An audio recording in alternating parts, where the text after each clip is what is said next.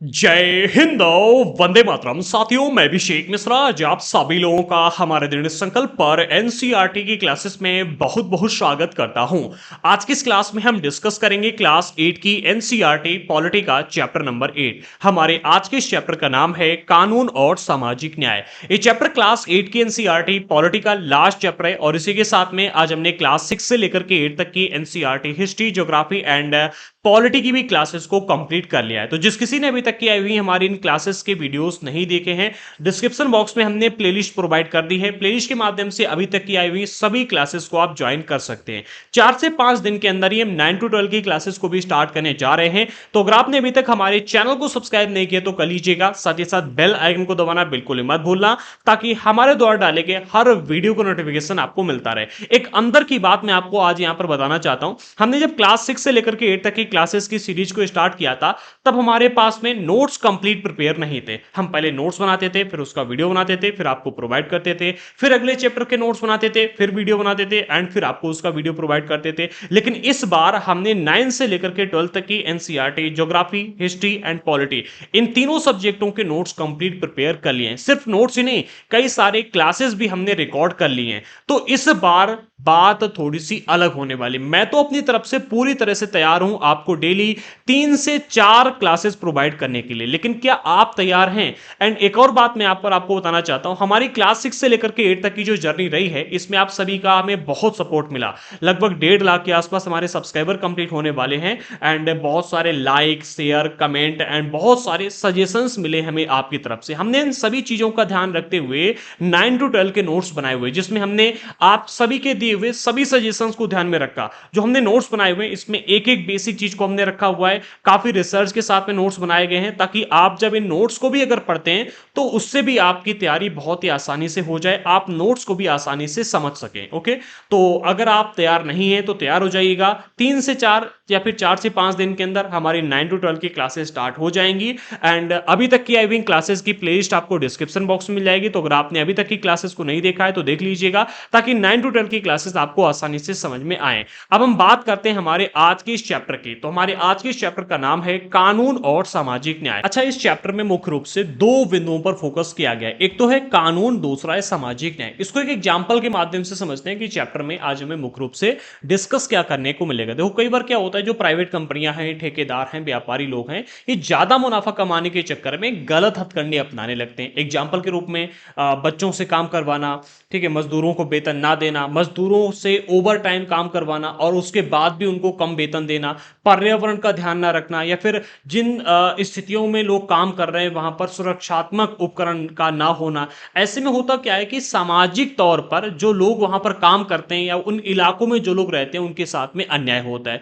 जैसे कि जो लोग वहां पर काम करते हैं, अगर उनको कम वेतन दिया जाएगा तो उनके साथ में अन्याय होगा। अगर पर्यावरण का ध्यान नहीं रखेंगे तो उस इलाके में रहने वाले जो लोग हैं उनके साथ में अन्याय होगा। तो आज के इस चैप्टर में हमें यही डिस्कस करना है कि किस तरह से कानून बनाए जाएं एंड उनको किस तरह से लागू किया जाए कि सामाजिक न्याय प्रदान किया जा सके। ओके, तो आई होप कि आज के इस चैप्टर में हमें क्या पढ़ना है इसका एक हल्का फुल्का फिगर आपके माइंड में बन गया होगा। लेकिन फिर भी आइए एक बार देख लेते हैं, हम पूरे चैप्टर का रिव्यू कर लेते हैं। तो सबसे पहले बाजार की आम स्थिति को हम यहां पर समझेंगे, आजकल जो मार्केट में होता है, ठीक है। एंड फिर उसके बाद में विभिन्न पक्षों की सुरक्षा से संबंधित कुछ महत्वपूर्ण कानून यहां पर दिए गए, जो कि 7 कानून है, ऑलरेडी बने हुए हैं। इन 7 कानूनों को पढ़ेंगे, इसके माध्यम से समझने का प्रयास करेंगे कि कैसा होना चाहिए, ठीक है। फिर कानून लागू करना। हमारे देश में होता क्या है कि कानून तो कई सारे क्षेत्रों में बहुत ही अच्छे अच्छे बने हुए हैं, लेकिन कानूनों को उचित तौर पर लागू नहीं किया जाता है। तो हम आज के इस चैप्टर में यह भी समझेंगे कि कानून लागू करने की स्थितियां क्या हैं, ठीक है,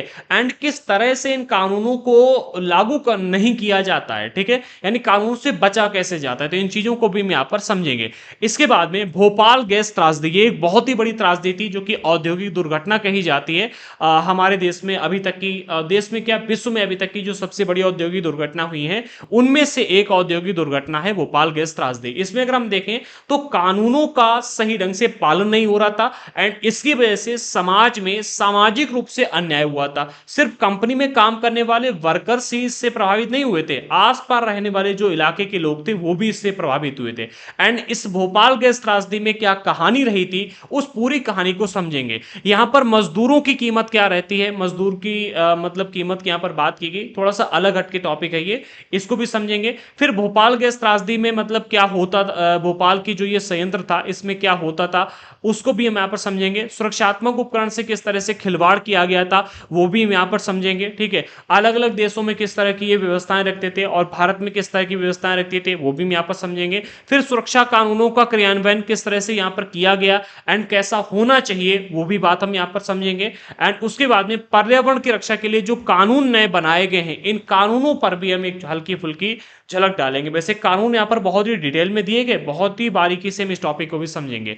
फिर जन सुविधा के रूप में पर्यावरण, ये भी एक अलग टॉपिक है जो कि इसी से जुड़ा हुआ है थोड़ा सा, इसको हम यहाँ पर समझेंगे। एंड फिर पूरे चैप्टर का निष्कर्ष, अगर हम निष्कर्ष में देखें तो यहाँ पर कहा जा रहा है कि निजी कंपनियां, ठेकेदार, व्यवसाय आदि ज्यादा मुनाफा कमाने के चक्कर में गलत हथकंडे भी अपनाने लगते हैं। उदाहरण के तौर पर मजदूरों को कम मेहनताना देना, बच्चों से काम करवाना, काम की स्थितियों पर ध्यान न देना, यानी कि वहां पर स्थिति कैसी है जहां पर लोग काम कर रहे हैं, पर्यावरण का ख्याल न रखना जो कि मैंने स्टार्टिंग में आपको बताया था, इस तरह आसपास के लोगों को भी नुकसान पहुंचता है। ऐसे में सरकार की एक अहम जिम्मेदारी बन जाती है कि वो इन निजी कंपनियों के गलत तौर तरीकों को रोकने और सामाजिक न्याय प्रदान करने के लिए कानून बनाए। सिर्फ कानून बनाए इतनी जिम्मेदारी नहीं है, बल्कि कानूनों को लागू करे और उनके ऊपर निगरानी भी रखे, क्योंकि अगर कानून को सही ढंग से लागू नहीं किया जाएगा, ठीक है, तो उसका उल्टा परिणाम निकल के आएगा, ठीक है। और अगर कानून कमजोर होंगे तो सही ढंग से लागू भी ना किए जाएं तो उससे भारी नुकसान भी हो सकता है, ठीक है। भोपाल गैस त्रासदी इसका एक बहुत ही जीता जागता सबूत है जिसको आज के इस चैप्टर में हमें समझना है। काफी इंपॉर्टेंट चैप्टर है, ठीक है। एंड इंपॉर्टेंट के साथ साथ आज के चैप्टर आपको बहुत बड़ी सीख भी दे करके जाएगा। तो चलिए अपने मुख्य टॉपिक पर पहुंचते हैं एंड स्टार्ट करते हैं आज के इस चैप्टर को। अगर आपने अभी तक हमारे चैनल को सब्सक्राइब नहीं किया कर लीजिएगा। एंड जिस किसी को हमारे एनसीईआरटी के नोट्स परचेस करने हैं, डिस्क्रिप्शन बॉक्स में हमने हमारा व्हाट्सएप नंबर प्रोवाइड कर दिया है, व्हाट्सएप पर मैसेज करके, अदरवाइज हमने डायरेक्ट लिंक भी प्रोवाइड कर दिए, उस लिंक के माध्यम से एनसीईआरटी के नोट्स आप परचेस कर सकते हैं। हाँ, लिंक के माध्यम से हमारे स्टोर से कैसे नोट्स परचेस करना है उसका वीडियो हमने डिस्क्रिप्शन बॉक्स में दे दिया है, गाइड वीडियो। अगर आप नहीं कर पा रहे हैं तो उस वीडियो को देख करके आप नोट्स को परचेस कर पाएंगे। अब आ जाते हैं अपने हमारे आज के मुख्य टॉपिक पर। देखो, जो हमने क्लास 7 के एनसीईआरटी को पढ़ा था, तो क्लास 7 के एनसीईआरटी के लास्ट चैप्टर जिसका नाम था बाजार में एक कमीज, यहां पर हमने बाजारों की एक श्रृंखला को डिस्कस किया था, ठीक है। और वहां पर हमने देखा था कि कपास उत्पादक जो है किस तरह से सुपर बाजार में कमीज खरीदने वाले ग्राहक से जुड़ा हुआ होता है। इस श्रृंखला में हर मोड़ पर क्रय विक्रय चल रहा था। क्या श्रृंखला थी एक बार यहां पर देख लेते हैं। एंड ये चैप्टर हमारे आज के इस चैप्टर से किस तरह जुड़ा हुआ है वो समझ लेते हैं, फिर हम आगे बढ़ते हैं। कहा जा रहा है कपास पैदा करने वाला एक छोटा किसान इरोड के बुनकर या कपड़ा निर्यातक कारखाने के मजदूर कारखाने के मजदूर कमीज के उत्पादन में प्रत्यक्ष या अप्रत्यक्ष रूप से शामिल बहुत सारे लोग बाजार में शोषण का शिकार होते हैं। पिछली क्लास यानी क्लास 7 के एनसीईआरटी पॉलिटी के चैप्टर नंबर 8 जिसका नाम था बाजार में एक कमीज, यहां पर हमने एक पूरी श्रृंखला को डिस्कस किया था जो कि बाजार की थी, जहां पर जगह जगह पर क्रय विक्रय चल रहा था। सबसे पहले किसान ने कपास का उत्पादन किया, उस कपास को एक व्यापारी लेकर के गया, ठीक है, उसने फैक्ट्री में ले जाकर कपास से रुई निकलवाई, फिर वो रुई जाती है एक अन्य व्यापारी के पास में, वो व्यापारी बुनकर के पास में रुई लेकर जाता है, बुनकर उससे कपड़ा बनाता है, फिर एक कपड़ा निर्यातक कारखाना वाला उस कपड़े को लेकर जाता है, फिर उस कपड़े को मजदूर को दिया जाता है और मजदूर उस कपड़े से कमीज को बनाता है। अगर आप इस पूरी श्रृंखला में देखोगे तो जगह जगह पर प्रत्यक्ष या अप्रत्यक्ष रूप से बहुत सारे लोग जुड़े हुए हैं, व्यापारी भी हैं, किसान भी हैं, बुनकर भी हैं, कपड़ा निर्यात कारखाने वाला व्यापारी भी है, मजदूर भी हैं, बहुत सारे लोग जुड़े हुए हैं। इसमें हमने देखा था कि बहुत सारे लोगों के साथ में शोषण भी होता है, जैसे कि किसान कपास का उत्पादन तो कर रहा है लेकिन उसकी अर्निंग बहुत कम हो रही, मजदूरों से मेहनताना तो करवाया जा रहा है लेकिन इनको बहुत ही कम पैसा दिया जा रहा है, ठीक है। इसके अलावा जो निर्यातक कारखाना है, ठीक है, जो कपड़ा बनाने का काम करती है जो फैक्ट्री है, उसके पास भी बहुत कम पैसा बच रहा है, लेकिन जितने भी व्यापारी हैं उन सभी को मोटी रकम मिल रही है। इस चीज को हमने समझा था, ठीक है। तो बाजार में हर जगह लोगों के शोषण की संभावना बनी रहती है, चाहे वे मजदूर हो, उपभोक्ता हो या फिर उत्पादक हो, तीनों के साथ में शोषण की संभावना बनी रहती है। लोगों को इस तरह के शोषण से बचाने के लिए सरकार कुछ कानून बनाती है।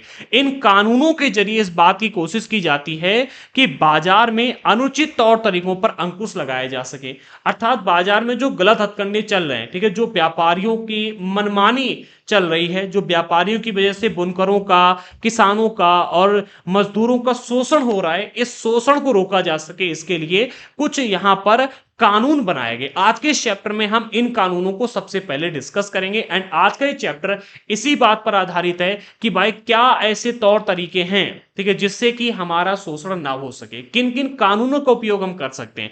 तो सबसे पहली हेडिंग आज के इस चैप्टर के में मिलती है बाजार की आम स्थिति।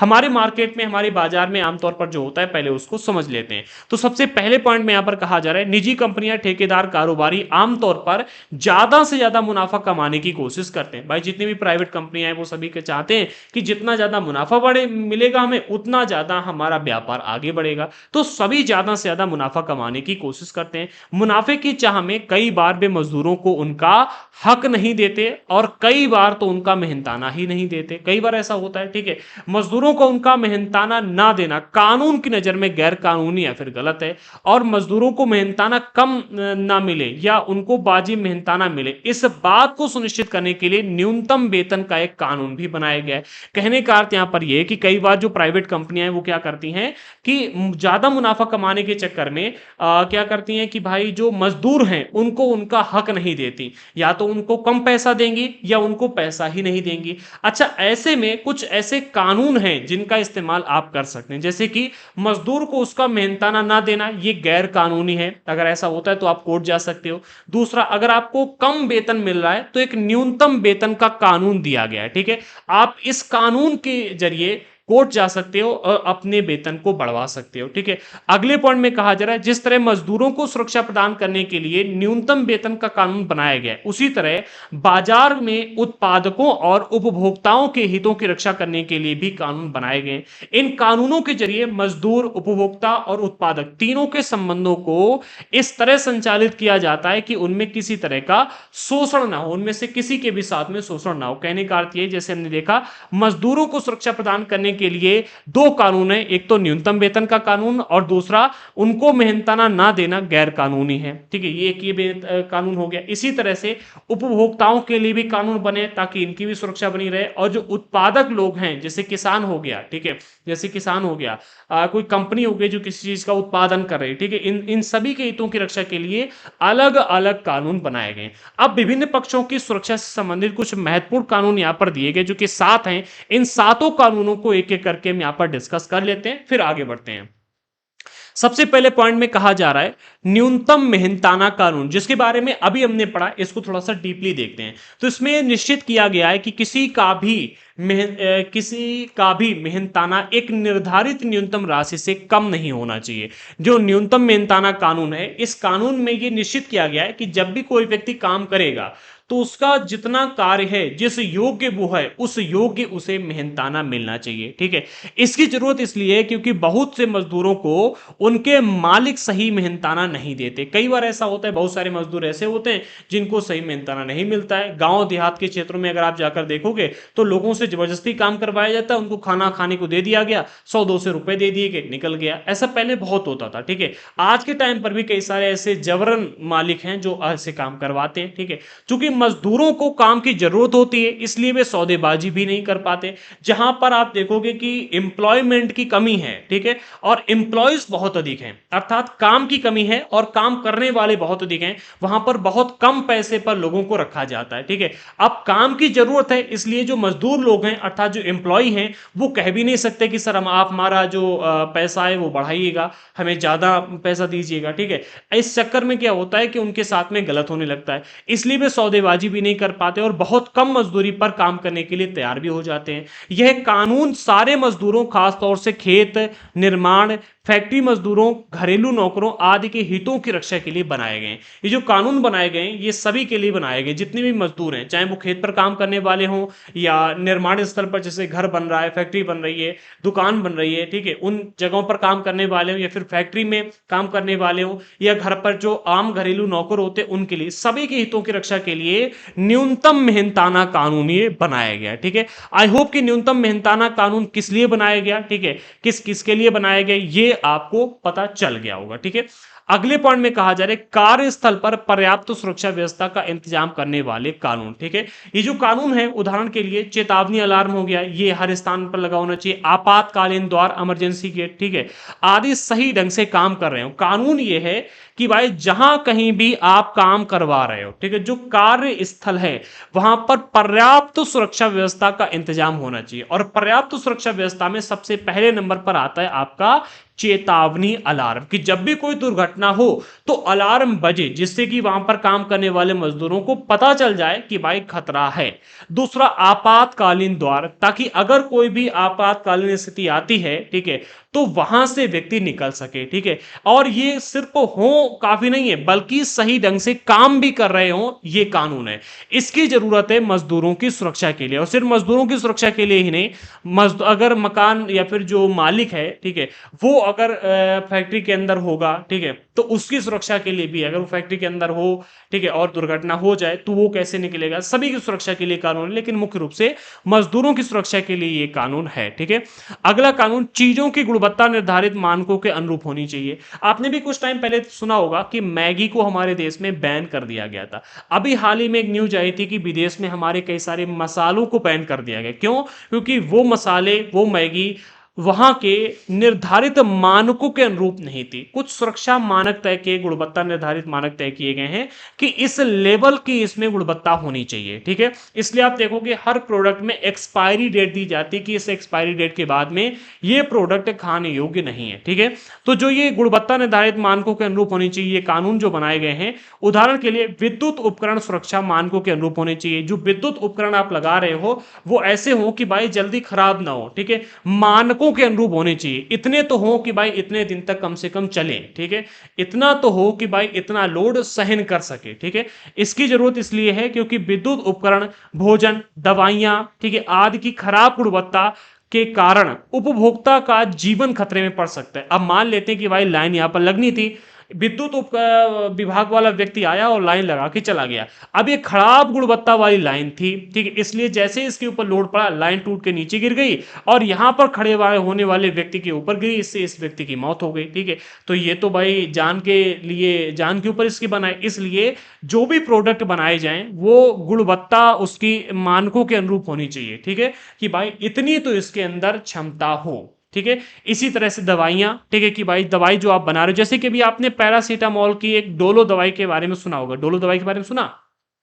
कोरोना काल में ये डोलो दवाई जो थी बहुत पॉपुलर हो गई, बड़े से बड़े, छोटे से छोटे डॉक्टर डोलो दवाई के बारे में लिखने लगे। लेकिन उसके बाद में डोलो दवाई के ऊपर एक केस भी हुआ था। क्या आपको केस के बारे में पता है? केस क्यों हुआ था, मैं इसका रीजन आपको बता देता हूं।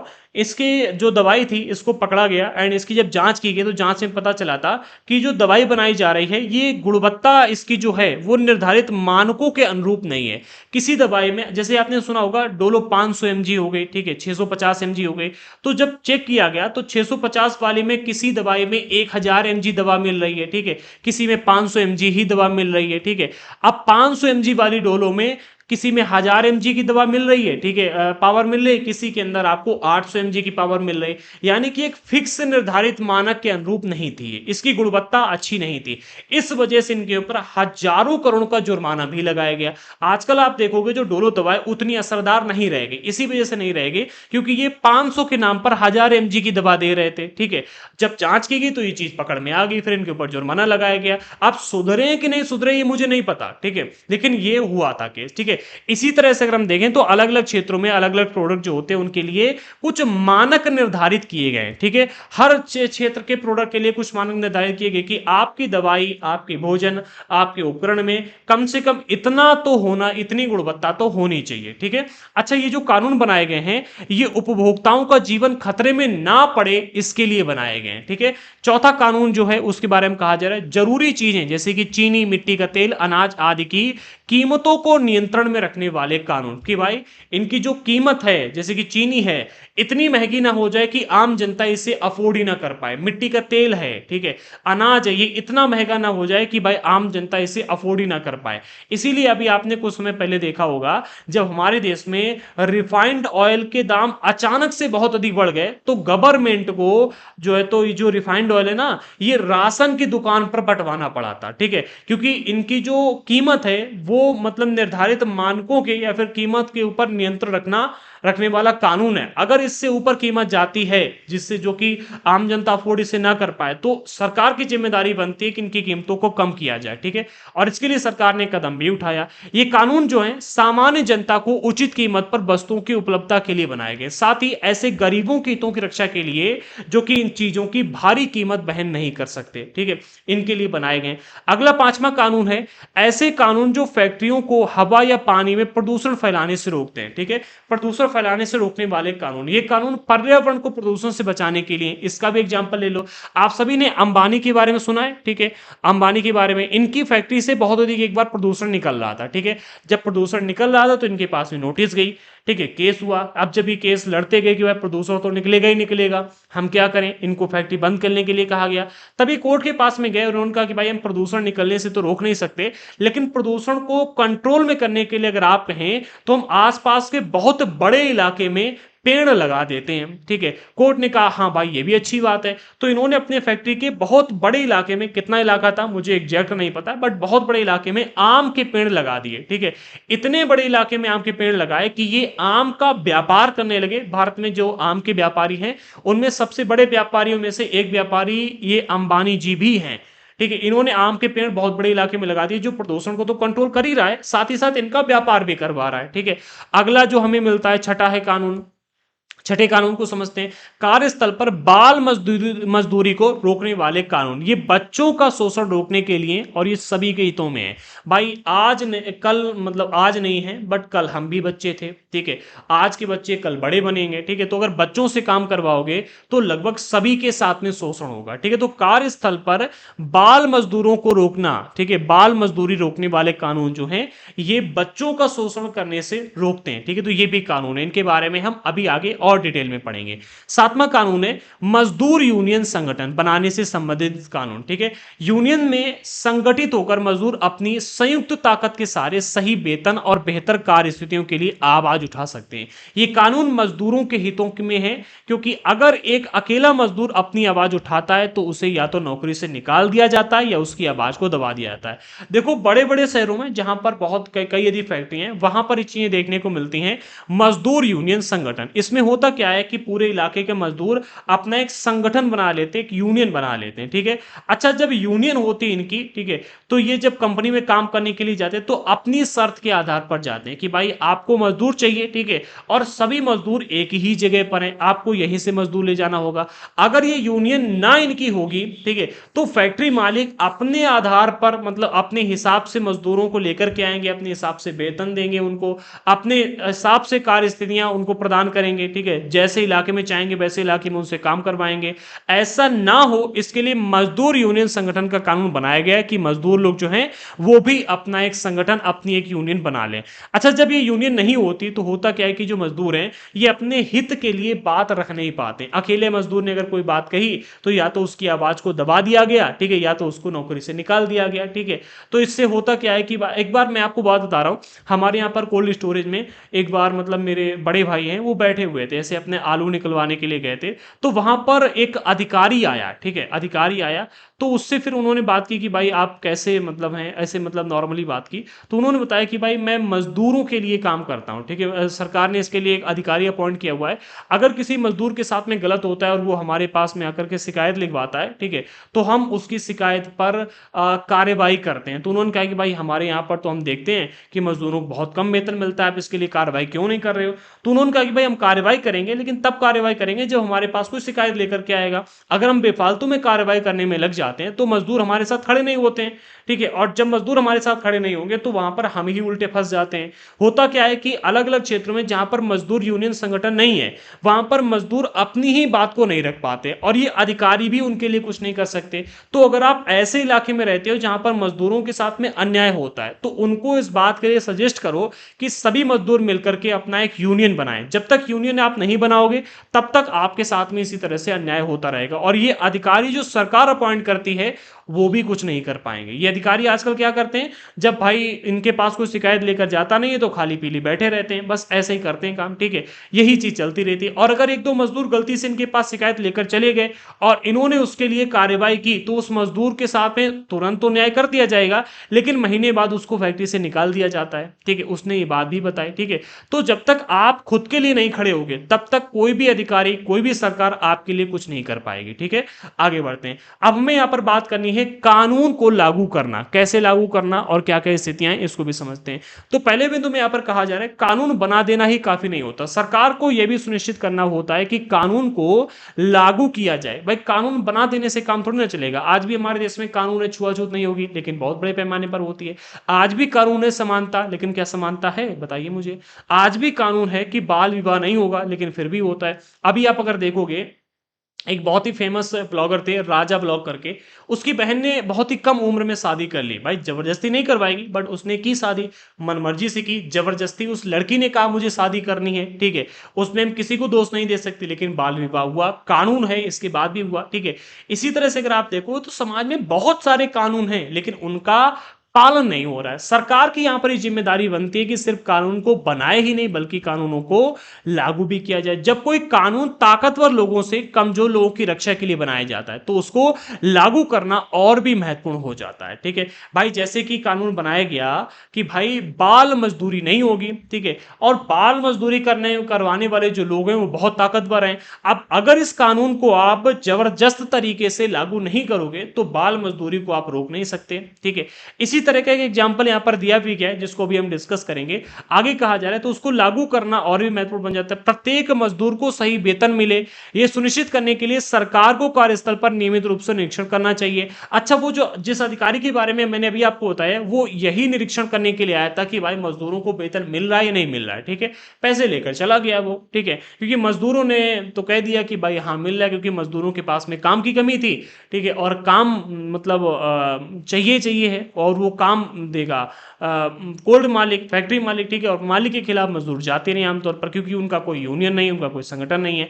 खिलाफ जाएंगे तो नौकरी से निकाल दिए जाएंगे, ठीक है। तो सरकार की जिम्मेदारी बनती है कि उनका निरीक्षण करना चाहिए, और अगर कोई कानून का उल्लंघन करता है तो उसको सजा देनी चाहिए। अच्छा, निरीक्षण करने के लिए कई सारी मतलब अलग अलग चीजें दी गई हैं, जैसे कि इन कानूनों को बनाने, लागू करने और कायम रखने के लिए सरकार व्यक्तियों या निजी कंपनियों की गतिविधियों को नियंत्रित कर सकती है, ठीक है। अब गतिविधियों की जो यहां पर बात की गई है कि भाई कानून बना है, उस कानून का पालन हो रहा है या नहीं हो रहा है, इसको मतलब मेजर करने के लिए, इसको देखने के लिए, इसको ध्यान में रखने के लिए कंपनी की गतिविधियों को नियंत्रित करना, जैसे कि भाई उसका टर्नओवर देखना कि आप कितना पैसा मजदूरों के ऊपर खर्च कर रहे हो, कितना पैसा सुरक्षात्मक व्यवस्था के ऊपर खर्च कर रहे हो।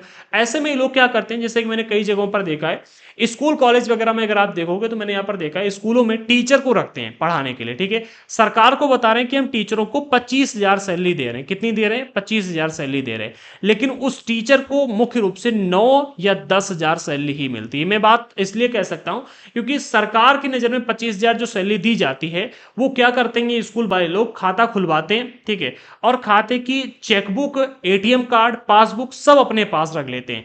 खाते में 25,000 रुपए तो डाले जाते हैं, लेकिन बाकी पैसे वो जो स्कूल वाले होते हैं, कॉलेज वाले होते हैं, वो निकाल लेते हैं।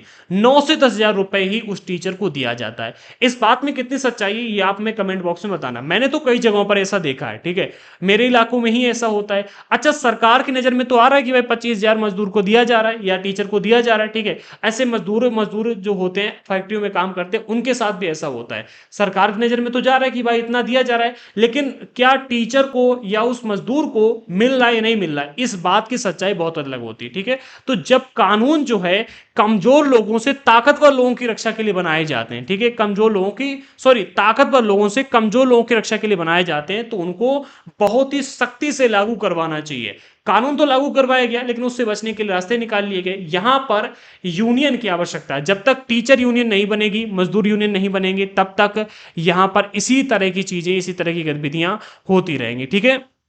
आगे बढ़ते हैं। हाँ, तो गतिविधियों को नियंत्रित कर सकती है ताकि सामाजिक न्याय को सुनिश्चित किया जा सके। इस इनमें से बहुत सारे कानून का जन्म भारतीय संविधान में दिए गए मौलिक अधिकारों से हुआ। जितने भी कानून अभी तक हमने डिस्कस किए, एक से लेकर के सात सात कानून डिस्कस किए, सात के बाद में यहाँ पर एक हमने निरीक्षण की बात की, कानून कानून लागू करवाने की, गतिविधियों की बात की। इन सभी कानूनों का जन्म जो है मौलिक अधिकारों से ही हुआ है। उदाहरण के लिए शोषण से मुक्ति के अधिकार का अर्थ होता है किसी को भी कम मेहनताना पर काम करने या बंधुआ मजदूर यानी कि गुलाम बना के मजदूरी करवाने के तौर पर काम करने के लिए मजबूर नहीं किया जा सकता। यानी कि आप किसी व्यक्ति को काम करने के लिए ना मजबूर कर सकते हो, ना ही गुलाम बना के उससे काम करवा सकते हो। ठीक है, कम मेहनताना पर भी किसी को काम करने के लिए मजदूर नहीं कर सकते, ये कानून बना हुआ है। ठीक है, अब ऐसा हो रहा था तो इसके लिए अलग अलग कानून बनाए गए। संविधान में यह भी कहा गया है कि 14 साल से कम उम्र के किसी भी बच्चे को किसी कारखाने या खदान या किसी अन्य खतरनाक व्यवसाय में काम पर नहीं रखा जा सकता। कहने का अर्थ ये, जिस बच्चे की उम्र 14 साल से कम होगी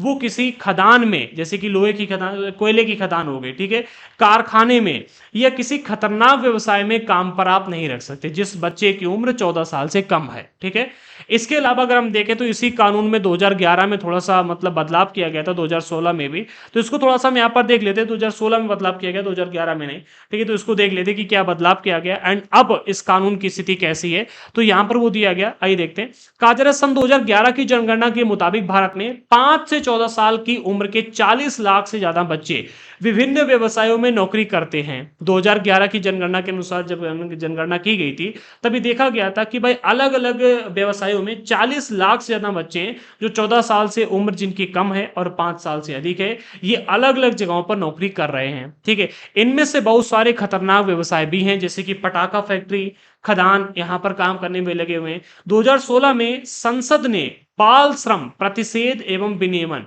अधिनियम 1986 में यह संशोधन किया कि 14 वर्ष से कम आयु के बच्चों के सभी व्यवसायों में तथा किशोर जिनकी उम्र 14 से लेकर 18 साल है, इनके जोखिम भरे व्यवसायों और प्रक्रियाओं में नियोजन करने पर प्रतिबंध है। कहने का अर्थ यह है, एक कानून बनाया गया कि 14 साल से कम उम्र के जो बच्चे हैं ये किसी भी तरह के सभी व्यवसायों में, ठीक है, कि भाई किसी भी तरह के व्यवसाय चाहे वो जोखिम भरा हो या कैसा भी व्यवसाय, उसमें आप काम नहीं कर सकते। एंड इसके अलावा जो 14 से लेकर के 18 साल के बच्चे हैं इनको जोखिम भरे व्यवसायों में काम पर नहीं रखा जा सकता। ठीक है, जोखिम भरे व्यवसायों और प्रक्रियाओं में नियोजन करने पर प्रतिबंध है, यानी कि ये इन इलाकों में काम करने के लिए नहीं जा सकते। बच्चों या किशोरों के नियोजन को एक संज्ञेय अपराध बना दिया गया, अर्थात अगर आप इनको काम पर रखते हैं तो ये एक अपराध माना जाएगा। 2017 में एक ऑनलाइन पोर्टल जो कि ये दिया गया, ठीक है, पोर्टल प्रारंभ हुआ। यह पोर्टल शिकायतें दर्ज करने, चाइल्ड ट्रेनिंग तथा राष्ट्रीय बाल श्रम परियोजना NCLP के कार्यान्वयन एवं मॉनिटरिंग के लिए बनाया गया। ठीक है, यानी कि इसको मॉनिटर करने के लिए, इसको ध्यान में रखने के लिए ये एक पोर्टल बनाया गया है।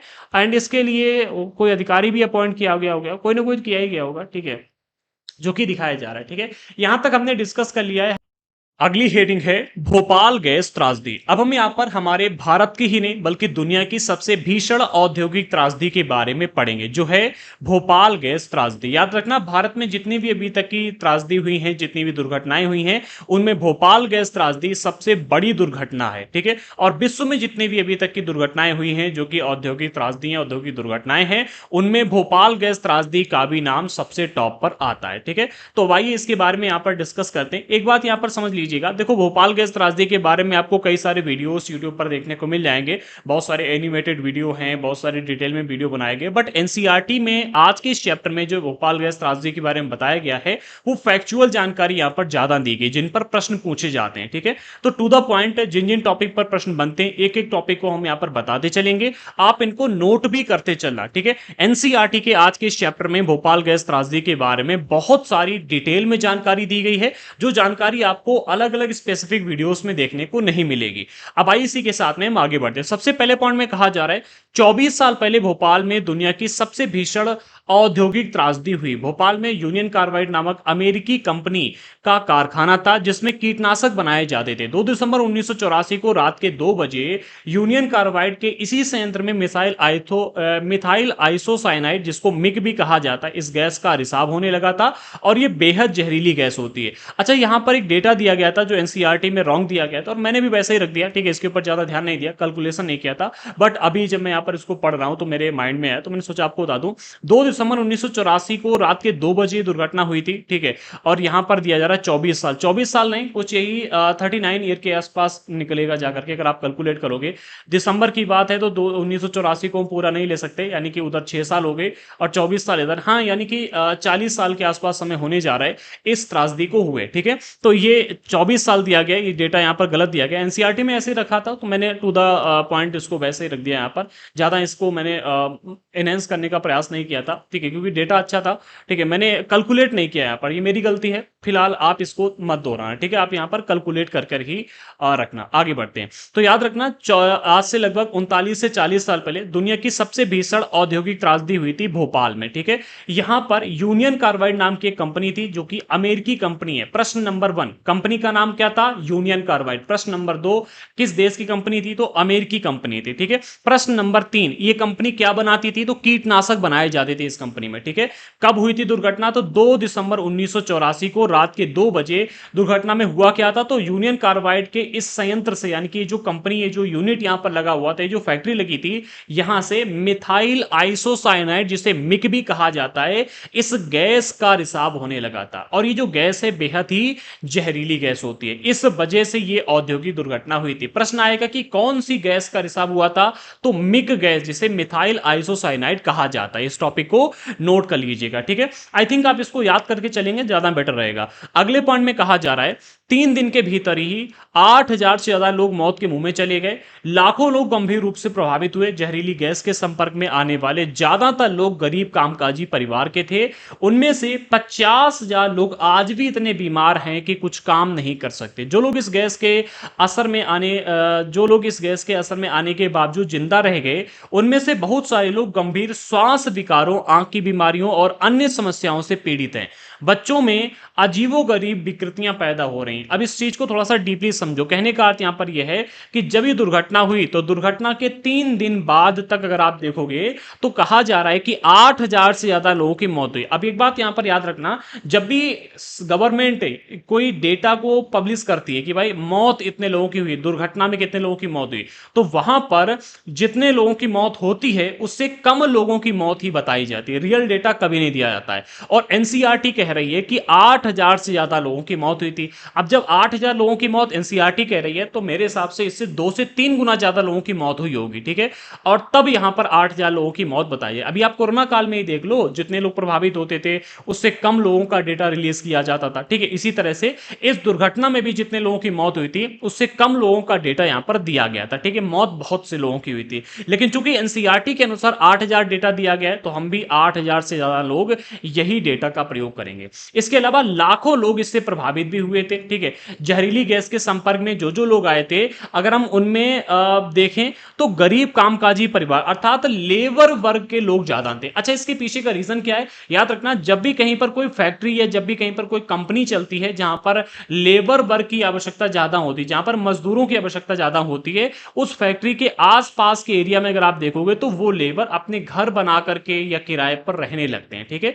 फैक्ट्री एरिया के आसपास जो मजदूर लोग होते हैं उनका बसाव ज्यादा हो जाता है। अब चूंकि फैक्ट्री के आसपास मजदूर लोग ही ज्यादा रहते थे, इसी वजह से जो सबसे ज्यादा प्रभावित हुए वो यही गरीब कामकाजी अर्थात मजदूर लोग हुए, ठीक है। और सिर्फ मजदूर ही नहीं, मजदूर के परिवार के लोग जो थे, बच्चे, बूढ़े, औरतें, वो सभी इससे प्रभावित हुए। उनमें से 50,000 लोग आज भी इतने बीमार हैं कि कुछ काम नहीं कर सकते। इस गैस के संपर्क में आने से जो लोग प्रभावित हुए थे उनमें से 50,000 से ज्यादा लोगों का यहाँ पर डेटा दिया रहा है, लेकिन इससे भी ज्यादा लोग आज भी इतने प्रभावित हैं कि कोई काम नहीं कर सकते। उनको सहारे की आवश्यकता है कि भाई उनके लिए कोई और काम करे, ठीक है। जो लोग इस गैस के असर में आने के बावजूद जिंदा रह गए, भाई ऐसे लोग जिनके ऊपर गैस का प्रभाव तो हुआ लेकिन वो जिंदा रह गए। उनके बारे में बताया जा रहा है कि वो बहुत सारे लोग गंभीर श्वास विकारों अर्थात सांस की समस्या, आंख की बीमारियों और अन्य समस्याओं से पीड़ित हो गए। ठीक है भाई, चूंकि गैस थी, ठीक है, सांस के माध्यम से अंदर गई, पेट के अंदर गई, तो अंदर कई सारी उसने बीमारियां पैदा की। इसके अलावा आंखों में जलन इससे हो रही थी। ठीक है, अभी अगर आप देखोगे तो एक मूवी बनी है, नेटफ्लिक्स पर आई थी, द रेलवे मैन नाम से। ठीक है, उसमें कई सारी चीजें इसमें बताई गई, कई सारी टॉपिक दिए गए, तो आप अगर उसको देखेंगे तो थोड़ा बहुत इसके आपको जो नॉलेज होगी। ठीक है, फिलहाल जो डेटा दिया जा रहा है उसको आप यहां पर थोड़ा अच्छे ढंग से समझ लीजिएगा। इसके अलावा एक और बात कही जा रही है कि बच्चों में अजीबोगरीब विकृतियां, जैसे कि बच्चों के आंख का से काना होना, विकलांग बच्चे पैदा होना, ठीक है, बच्चों की मानसिक स्थिति सही नहीं होना, यानी कि अलग अलग तरह की विकृतियों के साथ में बच्चे यहां पर पैदा हो रहे हैं। अगले पॉइंट में कहा जा रहा है यह तबाही कोई दुर्घटना नहीं थी, मतलब दुर्घटना उसे कहते हैं जो हम चाहते नहीं थे कि दुर्घटना हो। ठीक है, और जिसमें किसी भी मनुष्य का योगदान नहीं होता है। ठीक है, उस दुर्घटना को रोका ना जा सके, प्राकृतिक रूप से दुर्घटना नहीं हुई है। ठीक है, ये दुर्घटना है ही नहीं। दुर्घटना उसे कहते हैं जो प्राकृतिक रूप से होती है, अपने आप हो जाए। ठीक है, ये दुर्घटना नहीं, अब ये चूंकि अपने आप नहीं हुई है इसलिए इसे दुर्घटना नहीं कहा जा सकता है। यूनियन कार्बाइड ने पैसा बचाने के लिए, किसके लिए, पैसा बचाने के लिए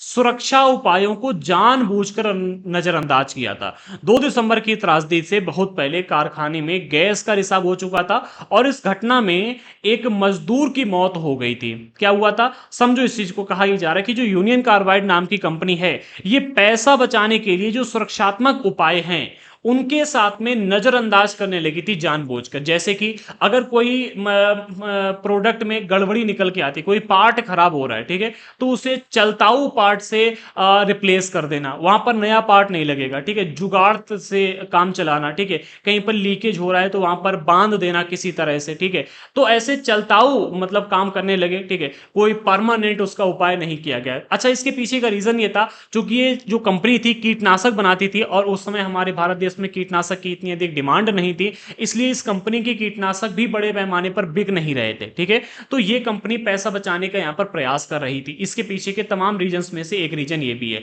अब चूंकि ये जानबूझकर सुरक्षा उपायों को नजरअंदाज करने में लगे हुए थे, इसलिए 2 दिसंबर की त्रासदी से बहुत पहले कारखाने में एक बार पहले ही गैस का रिसाव हो चुका था। अब जब इससे पहले गैस का रिसाव हुआ था तो इस घटना में एक मजदूर की मौत हो गई थी और बहुत सारे मजदूर इससे घायल भी हुए थे। लेकिन इसके बाद भी कंपनी ने कोई सख्त एक्शन नहीं लिया। कंपनी ने इसके बाद भी सुरक्षा उपायों के ऊपर नजर नहीं डाली। इसके बाद भी जैसे काम पहले चल रहा था जुगाड़ के तरीके से वैसे ही चलता रहा। अगले पॉइंट में कहा जा रहा है सबूतों के जरिए, हाँ सबूतों के जरिए सॉरी सबूतों से पूरी तरह साफ था कि इस महाविनाश के लिए यूनियन कार्बाइड ही दोषी है। यूनियन कार्बाइड जो कंपनी है यही पूर्ण रूप से दोषी है इस महाविनाश के लिए, क्योंकि यूनियन कार्बाइड ने सुरक्षा उपायों के ऊपर ध्यान नहीं दिया। लेकिन कंपनी ने अपनी गलती मानने से इनकार कर दिया। ठीक है, और एक बात और याद रखना, जब यहां पर ये गैस लीक हुई थी, ठीक है, तो बड़े पैमाने पर हॉस्पिटल में ये मरीज गए क्योंकि उनकी आंखें जलने लगी, सांस लेने में प्रॉब्लम होने लगी। जब बहुत प्रॉब्लम होने लगी तो जो हॉस्पिटल थे वो पूर्ण रूप से फुल हो चुके थे। ठीक है, इतने फुल हो गए थे कि जमीन पर लेटाए, जैसे कोरोना काल में एकदम से फुल हुए थे, इससे भी भीषण मतलब त्रासदी हो गई थी क्योंकि पूरे इलाके के लोग बीमार पड़ने लगे थे। ठीक है, जब ऐसा हुआ तो हॉस्पिटल के लोगों ने इन यूनियन कार्बाइड कंपनी के पास में कॉल करके पूछा कि क्या कोई गैस का रिसाव हुआ है, क्योंकि यहां पर बहुत बड़े पैमाने पर मरीज आ रहे हैं और उनसे उन्हें देखकर तो ऐसे ही लग रहा है कि कोई बहुत बड़ी गैस का रिसाव हुआ है। तो पहले तो उन्होंने कह दिया कि नहीं यहां कुछ नहीं हुआ है, सब सही है। लेकिन इसके बाद में जब दबाव डालकर पूछा गया कि गैस का रिसाव हुआ है क्या, कुछ हुआ हो तो बताओ, तो उन्होंने कहा कि हाँ गैस का रिसाव हुआ है, ठीक है, लेकिन ये इतनी अधिक जहरीली गैस नहीं है। यहाँ पर झूठ बोल दिया कि जहरीली गैस नहीं है और आप सिर्फ गीली पट्टी लगा दो आंखों में, इससे लोग ठीक हो जाएंगे। अब डॉक्टरों को पता नहीं था कि इलाज क्या करना है, बीमारी क्या है, ठीक है, कौन सी गैस का रिसाव हुआ है, और जो कंपनी के लोग थे वो बताने को तैयार नहीं थे। कंपनी वाले इसलिए नहीं बता रहे थे क्योंकि अगर कंपनी वाले बता देंगे कि इतनी अधिक जहरीली गैस है और इसका रिसाव हो चुका है तो उनको जुर्माना वहां पर भरना पड़ेगा। ठीक है, उनको इसके लिए पैसे देने पड़ते। ठीक है, और जुर्माने से बचने के लिए कंपनी अपनी जिम्मेदारी मानने को तैयार नहीं थी, अपनी गलती मानने को यहां पर तैयार नहीं थी। इसके बाद शुरू हुई कानूनी लड़ाई। फिर क्या होता है, कानूनी लड़ाई शुरू हो जाती है। पीड़ितों की ओर से सरकार ने यूनियन कार्बाइड के खिलाफ दीवानी मुकदमा दायर किया। यहां पर दीवानी मुकदमा दायर किया जाता है। फिर 1985 में, ठीक है, 1985 में सरकार ने $3 अरब का मुआवजा मांगा। इन्होंने कहा कि भाई हमारे देश में इतने अधिक लोग प्रभावित हुए हैं, इन सभी लोगों की मदद करने के लिए $3 अरब यानी कि कितने होते हैं लगभग 300 करोड़ के आसपास की बात होगी, ठीक है। 3 अरब डॉलर, 300 करोड़ ही होगा, ठीक है। आप कैलकुलेट कर लेना, ठीक है, क्योंकि लाख, 10 लाख, करोड़, 10 करोड़, अरब, हाँ 300 करोड़ के ही होगा। 300 करोड़ का मुआवजा यहाँ पर मांगा। लेकिन 1989 में केवल 47 करोड़ डॉलर के मुआवजे पर ही सहमति दे दी। अब यहां पर समझो, सरकार 1985 में इस कंपनी से कहती है कि जो लोगों के साथ में आपने गलत किया है, इसकी वजह से आपको 3 अरब डॉलर का मुआवजा देना पड़ेगा। ये केस चलता है 4 साल तक, 1989 तक, ठीक है। और 1989 में सरकार केवल 47 करोड़ डॉलर के मुआवजे पर अपनी सहमति दे देती। ऐसा क्यों हुआ? इसके पीछे के रीजंस को जानने का प्रयास कीजिएगा, ठीक है, क्योंकि मुझे तो इसमें कोई ना कोई राजनीतिक उथल पुथल दिखाई दे रही है। 300 करोड़ से केवल 47 करोड़ तक की जंप। और इसके बाद भी अगर आप देखोगे, जो इस कंपनी के मालिक थे, जब वो भारत में आए थे, तो उनको घर के अंदर ही कहा गया कि अरेस्ट किया गया, ठीक है। ये कहा गया कि भाई इनको अरेस्ट कर लिया गया। और अरेस्ट कैसे किया गया? घर के अंदर ही, पूर्ण सुरक्षा के साथ में, ठीक है। और फिर इनको मतलब फ्लाइट से विदेश भेज भी दिया जाता है, ठीक है, सुरक्षा के साथ में। तो ये सारी गतिविधियां कैसे हुई, इसमें अगर आप देखो तो राजनीतिक उथल पुथल बहुत ही देखने को मिलती है, ठीक है। आगे बढ़ते हैं। इस त्रासदी से जीवित बच निकलने वाले लोगों ने इस फैसले के खिलाफ सर्वोच्च न्यायालय में अपील की। ये देखा कि भाई 3 अरब डॉलर का मुआवजा मांगा गया था और केवल 47 करोड़ डॉलर मिला, ठीक है। इससे अगर हम देखें तो एक एक मजदूर के पास में मुश्किल से 10 से 20 हजार रुपए पड़ रहे थे उस टाइम पर। तो इसके लिए सर्वोच्च न्यायालय में अपील की गई, ठीक है। मगर सर्वोच्च न्यायालय ने भी इस फैसले में कोई बदलाव नहीं किया। यहां अगर हम देखें तो हमारे देश की जनता के साथ में बहुत बड़ा धोखा होता है, ठीक है। आगे बढ़ते, 1 मिनट। अब देखो सर्वोच्च न्यायालय ने इसमें क्या किया क्या नहीं किया, उसकी तो मुझे मतलब इतनी डिटेल में जानकारी नहीं, बट सर्वोच्च न्यायालय ने जो फैसला दिया था उसकी यहां पर चर्चा की गई है। अगले पॉइंट में कहा जा रहा है, यूनियन कार्बाइड ने कारखाना तो इसके बाद में बंद कर दिया, लेकिन भारी मात्रा में विषैले रसायन वहीं छोड़ दिए। जितने भी रासायनिक पदार्थ थे, जितने भी रसायन थे, वो सारे के सारे वहीं छोड़ दिए। कारखाना बंद कर दिया और सारे रसायन वहीं छोड़ दिए। ये रसायन रिस रिस कर जमीन में जा रहे हैं, जिससे वहां का पानी दूषित हो रहा है।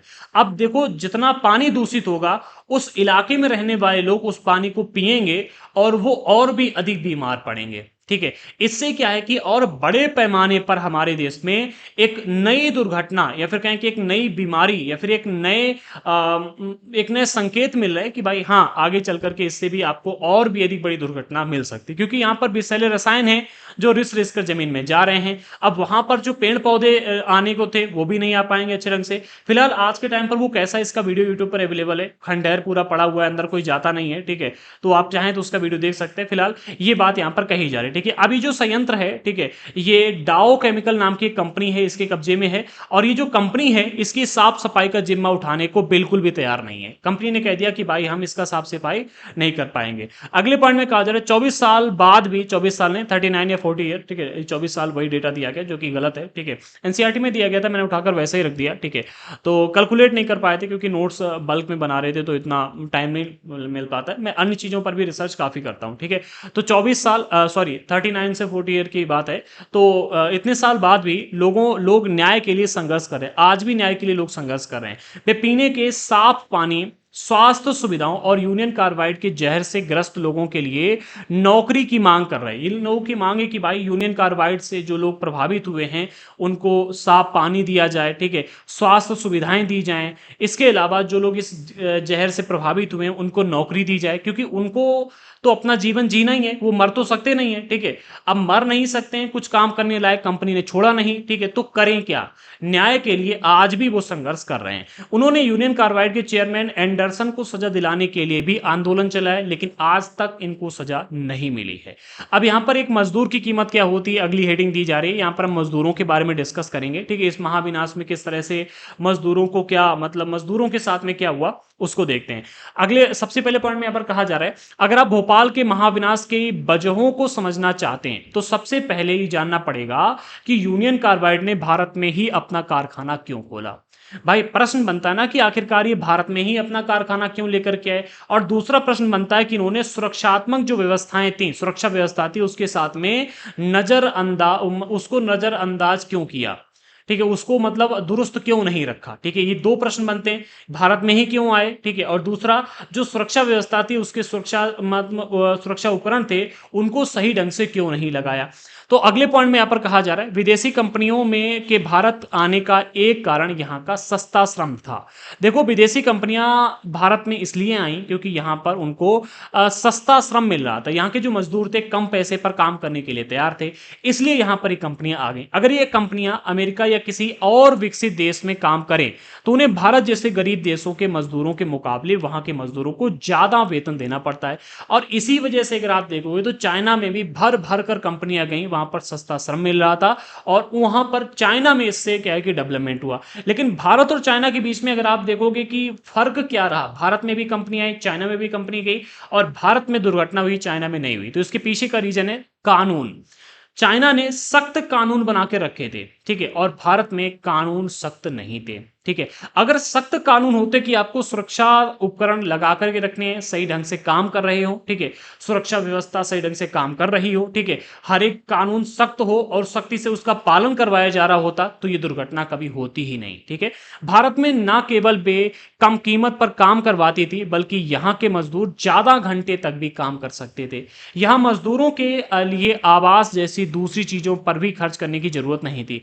अन्य देशों में क्या है कि जब भी कंपनी लगती है तो वहां पर तय समय यानी कि 6 घंटे या 8 घंटे से ज्यादा काम नहीं करवा सकती। दूसरा, मजदूरों के लिए वो लोग आवास की सुविधा उपलब्ध करवा देते जैसे कि अमेरिका हो गया या फिर अन्य विकसित देशों में, ठीक है।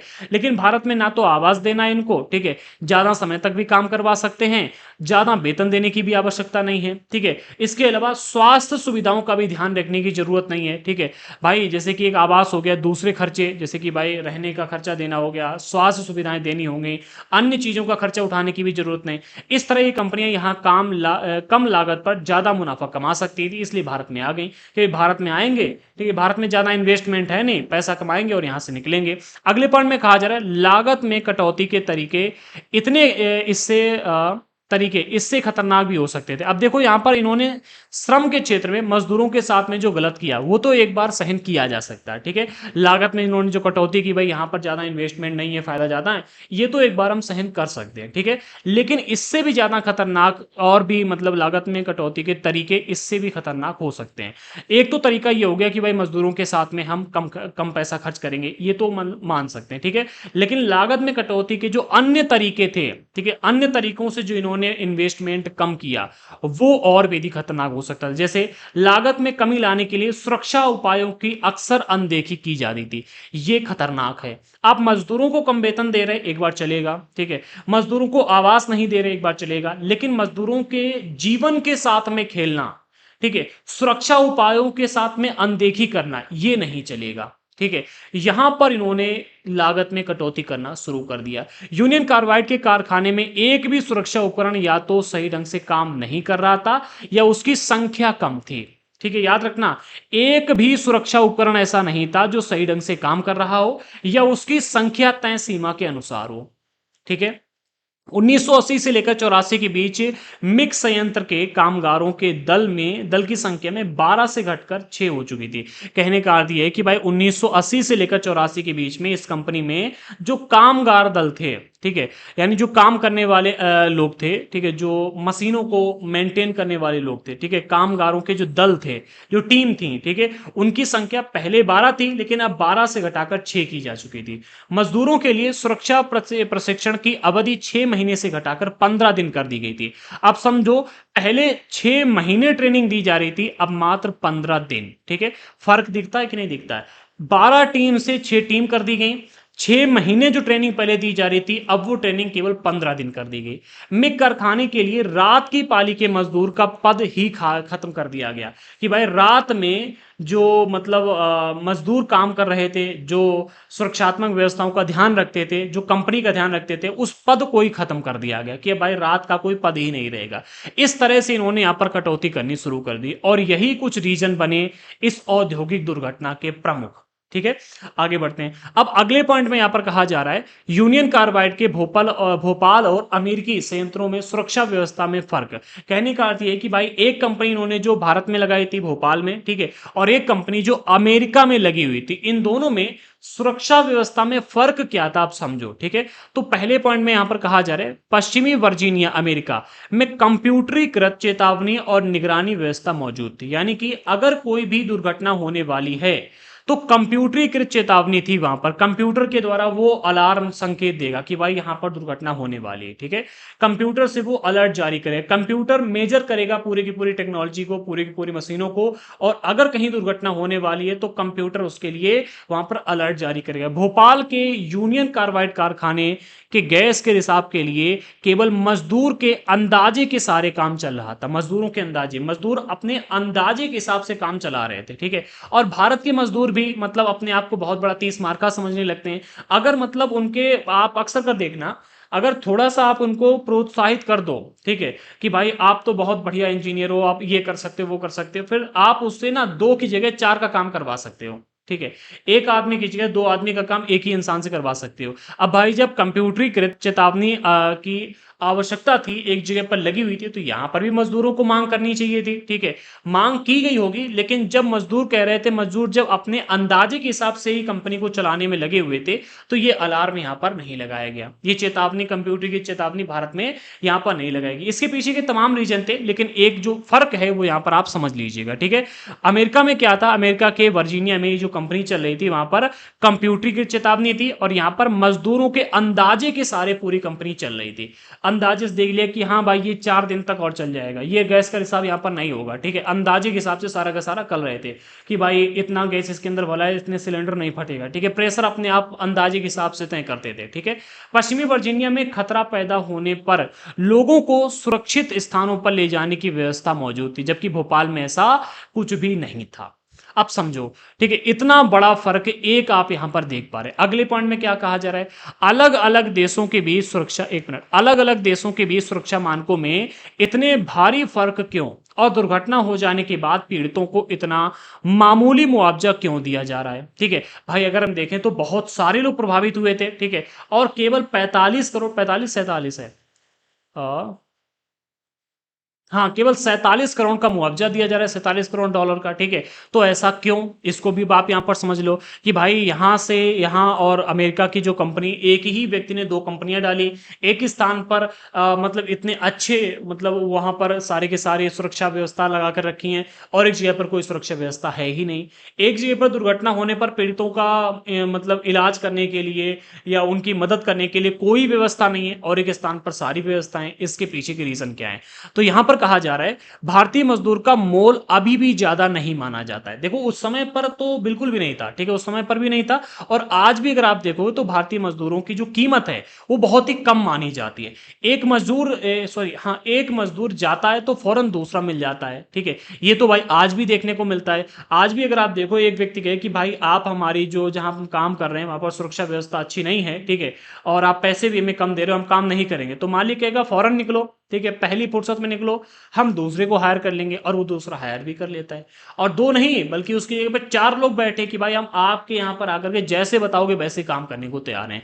तो भारत के जो मजदूर हैं इनका मोल अभी भी ज्यादा नहीं माना जाता है, ठीक है। एक मजदूर जाता है तो फौरन दूसरा मजदूर आ जाता है। यहां बेरोजगारी इतनी ज्यादा है कि थोड़ी सी तनख्वाह में भी न जाने कितने लोग असुरक्षित स्थितियों में काम करने को तैयार हो जाते हैं। ये आज भी देखा जा रहा है, आज भी अगर आप देखोगे तो ऐसी स्थितियां देखने को मिलती हैं। आज देखो बहुत बड़ी बात है कि आज ये दुर्घटनाएं इतनी बड़ी नहीं हो रही, दुर्घटनाएं तो अक्सर होती ही रहती हैं।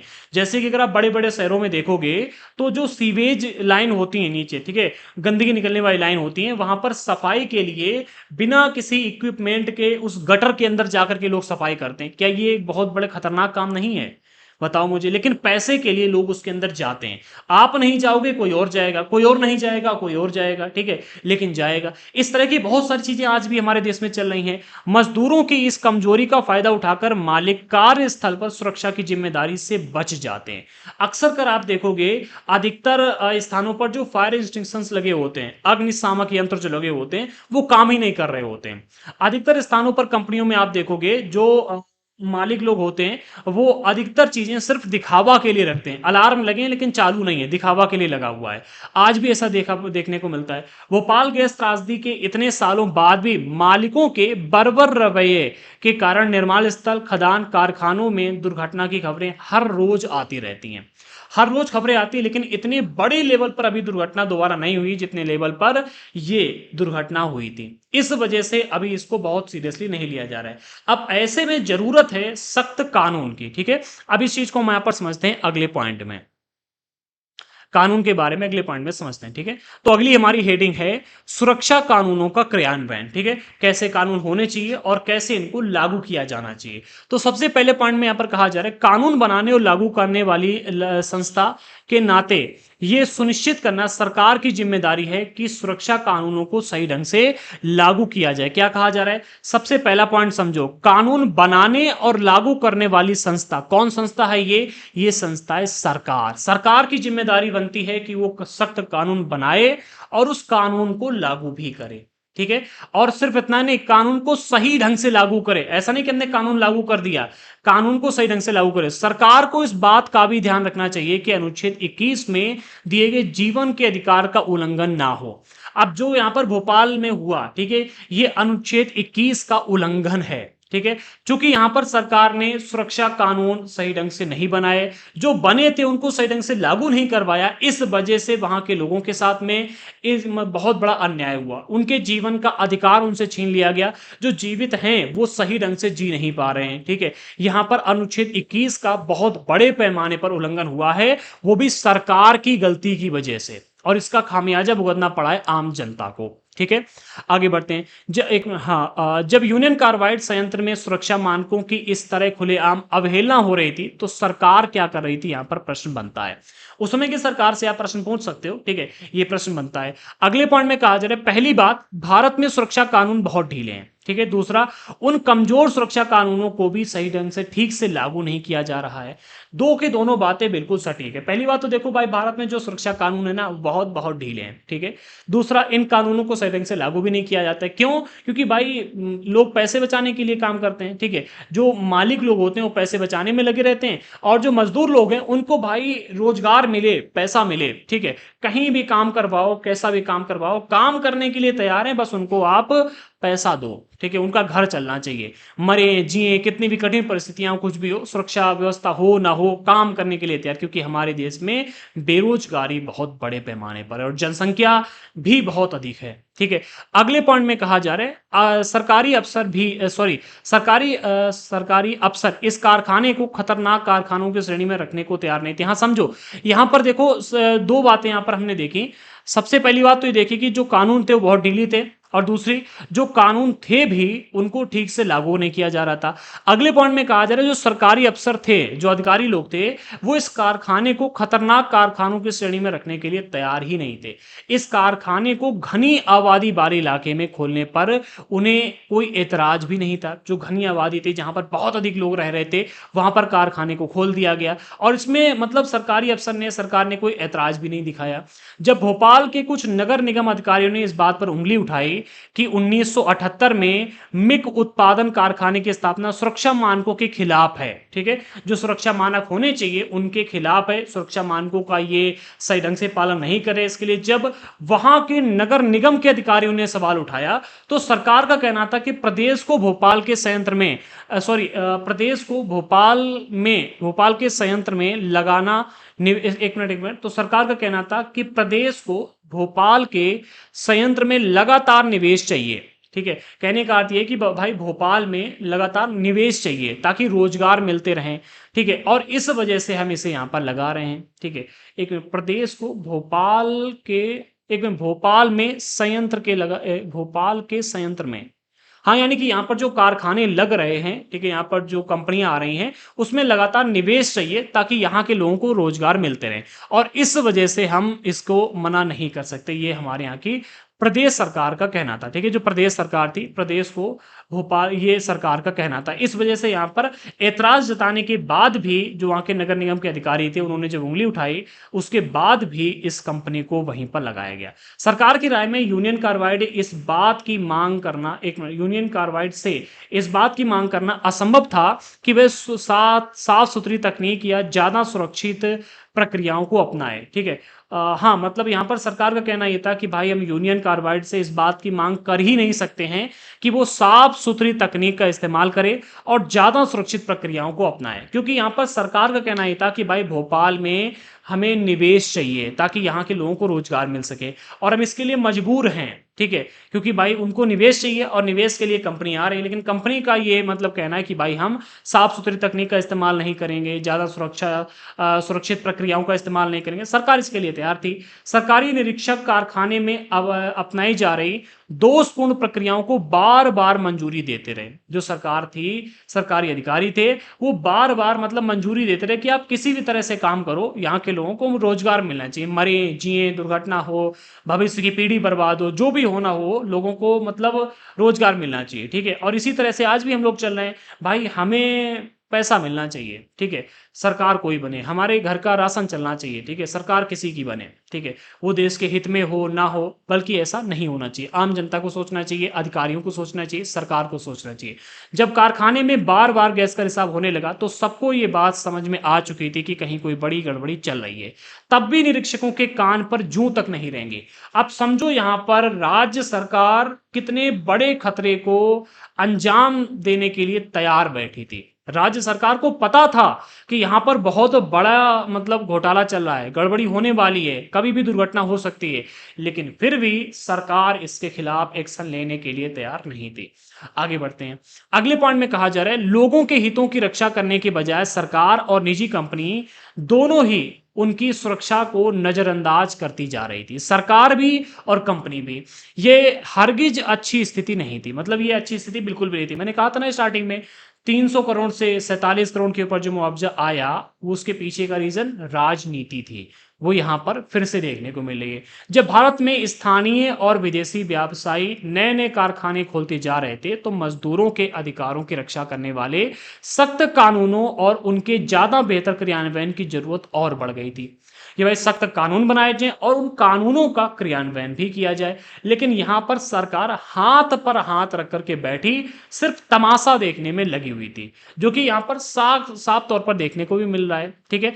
अगले पॉइंट में कहा जा रहा है, पर्यावरण की रक्षा के लिए नए कानून, ठीक है। भाई सिर्फ मतलब लोगों की सुरक्षा के कानून ही नहीं, बल्कि पर्यावरण भी। अब भाई अगर पूरे इलाके में आप प्रदूषण फैला दोगे कंपनी के माध्यम से, तो पूरे इलाके के लोग बीमार पड़ेंगे, वो मर जाएंगे, ठीक है। तो पर्यावरण की रक्षा करना भी जरूरी है। तो पर्यावरण की रक्षा के लिए जो कानून उस समय थे बनाए गए, क्या हुआ क्या नहीं हुआ, उस चीज को समझो। पहले पॉइंट में कहा जा रहा है, 1984 में हमारे पास पर्यावरण की रक्षा के लिए बहुत कम कानून थे, ठीक है, क्योंकि भाई उस समय पर इतनी अधिक कंपनियां ही नहीं थी, इतना अधिक प्रदूषण फैलता ही नहीं था, तो कानून भी बहुत कम थे। इन कानूनों को लागू करने की व्यवस्था तो और भी अधिक कमजोर थी, ठीक है। भाई पहली बात तो कानून ही बहुत कम है, ठीक है, और दूसरा कानून को लागू करने की जो व्यवस्था है वो भी बहुत कमजोर है। पर्यावरण को एक मुफ्त चीज माना जाता था कि भाई ये तो हमको फ्री में मिली हुई है। अगर उसी समय से अच्छे कानून बनाए गए होते तो क्या ये आज के टाइम पर जो पर्यावरण के लिए रोना रो रहे हैं हम, दिल्ली में अगर आप देखो तो ऑक्सीजन के लिए लोग ऑक्सीजन सेंटर तक जाने लगे हैं, ठीक है, अपने घर में प्यूरीफायर लगाकर बैठे हैं। इसकी आवश्यकता पड़ती, इतना अधिक प्रदूषण फैलता नहीं फैलता। किसी भी उद्योग को हवा पानी में प्रदूषण छोड़ने की खुली छूट मिली हुई थी उस समय पर। हवा या पानी कहीं पर भी आप कितना भी प्रदूषण फैलाओ, बिल्कुल पूरी खुली छूट है, ठीक है, ये मिली हुई थी। चाहे नदियां हो, हवा हो या भूमिगत पानी हो, पर्यावरण दूषित हो रहा था और लोगों की सेहत के साथ खिलवाड़ किया जा रहा था। ढीले सुरक्षा मानकों से न केवल यूनियन कार्बाइड को फायदा मिला, बल्कि उसे प्रदूषण से निपटने के लिए पैसा भी खर्च नहीं करना पड़ा। अमेरिका में यही कंपनी इस जिम्मेदारी से नहीं बच सकती थी, ठीक है। अब भाई इसीलिए ये यूनियन कार्बाइड भारत में, और भारत की मजबूरी का यूनियन कार्बाइड ने भरपूर फायदा उठाया और भारत के राजनेताओं ने भी इसका पूरा फायदा उठाया, ठीक है। दोनों लोगों की जेब गर्म हुई। घाटा किसका हुआ? इस देश में रहने वाले, इस देश की इन कंपनियों में काम करने वाले मजदूरों का, ठीक है। अगले पॉइंट में कहा जा रहा है, भोपाल त्रासदी ने पर्यावरण के मुद्दों को अगली कतार में खड़ा कर दिया। जो भोपाल की त्रासदी हुई तो सबसे पहले तो सुरक्षा उपकरण ये पहली कतार में आए, अगली कतार में पर्यावरण के मुद्दे भी आ गए। कई लाख लोग कारखाने से निकली जहरीली गैस के का शिकार बन गए थे, जो इस कारखाने से किसी भी तरह जुड़ी नहीं थी, ठीक है। भाई ऐसी गैसों का भी शिकार बन गए। भाई ये जो कारखाना था इसने प्रदूषण छोड़ दिया, ठीक है, प्रदूषित पानी को नदी में बहा दिया। अब उस नदी के पानी से अलग अलग प्रकार की गैसें बन रही हैं, ये ले जाकर के गंदगी किसी स्थान पर डाल दे रहे हैं और वहां से अलग अलग गैसें निकल के आ रही हैं, जो किस कंपनी से डायरेक्टली जुड़ी हुई नहीं है। ठीक है, कंपनी से जो कचरा निकला उससे जुड़ी हुई हैं। ठीक है, या जो गैस निकल रही है, जो धुआं निकल रहा है, उससे जुड़ी हुई गैसें हैं। इससे क्या हुआ, जहरीली गैसों का लाखों लोग शिकार होने लगे। ठीक है, अब जब इसका शिकार लाखों लोग बन गए थे, तो इस कारखाने से किसी तरह से ये जो गैसें जुड़ी नहीं थी, इससे लोगों को ये एहसास हुआ कि मौजूदा कानून केवल मजदूरों से ही संबंधित हैं, उनके उनमें आम लोगों के अधिकारों पर ध्यान नहीं दिया गया। एक मिनट, इसको इरेज कर लेते हैं, फिर आगे बढ़ते हैं।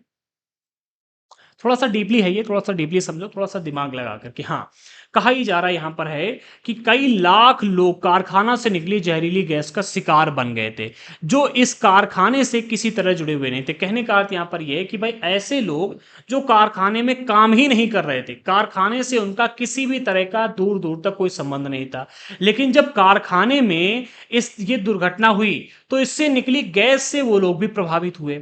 ठीक है, जब प्रभावित हुए तो इससे लोगों को यह एहसास हुआ कि मौजूदा कानून केवल मजदूरों से संबंधित नहीं है।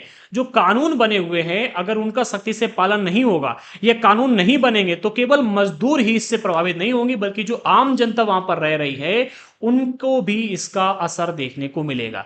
भाई एक व्यक्ति जो कंपनी में काम करने के लिए नहीं जाता है, कंपनी में दुर्घटना होती है, इससे वो भी प्रभावित होता है। ठीक है, तब यहां पर लोगों को समझ में आया कि भाई हम सभी लोगों को एक साथ आकर खड़ा होना होगा और सुरक्षा व्यवस्था के लिए यहां पर आवाज उठानी होगी, ताकि कोई दुर्घटना ना हो और इससे आम लोगों को भी मतलब नुकसान ना पहुंचे। उनमें से आम लोगों के अधिकारों पर ध्यान नहीं दिया गया। मतलब जो यहाँ पर कानून की बात की, मौजूदा कानून जो है ये केवल मजदूरों से संबंधित ही है, मजदूरों से ही संबंधित हैं। जो आम जनता है उनके ऊपर इससे कोई ध्यान नहीं दिया जा रहा, जो औद्योगिक दुर्घटना के कारण घायल हुए, तो ये लोग भी अगली कतार में आकर खड़े हुए कि भाई ऐसे कानून बनाए जाएं। अगले पॉइंट में कहा जा रहा है, पर्यावरणवादी कार्यकर्ता तथा अन्य लोगों के दबाव में भोपाल गैस त्रासदी के बाद भारत सरकार ने पर्यावरण के बारे में नए कानून बनाए। ठीक है, जब यहां पर लोगों को यह समझ में आया कि भाई हम कंपनी में काम करें ना करें, हम वहां जाए ना जाए, अगर दुर्घटना होगी तो हम भी मरेंगे। भाई गेहूं के साथ में घुन भी पिसेगा। ठीक है, गेहूं को खाया जा रहा है, घुन थोड़ी ना खाया जाएगा, लेकिन अगर गेहूं के साथ में घुन रहेगा तो पिसेगा।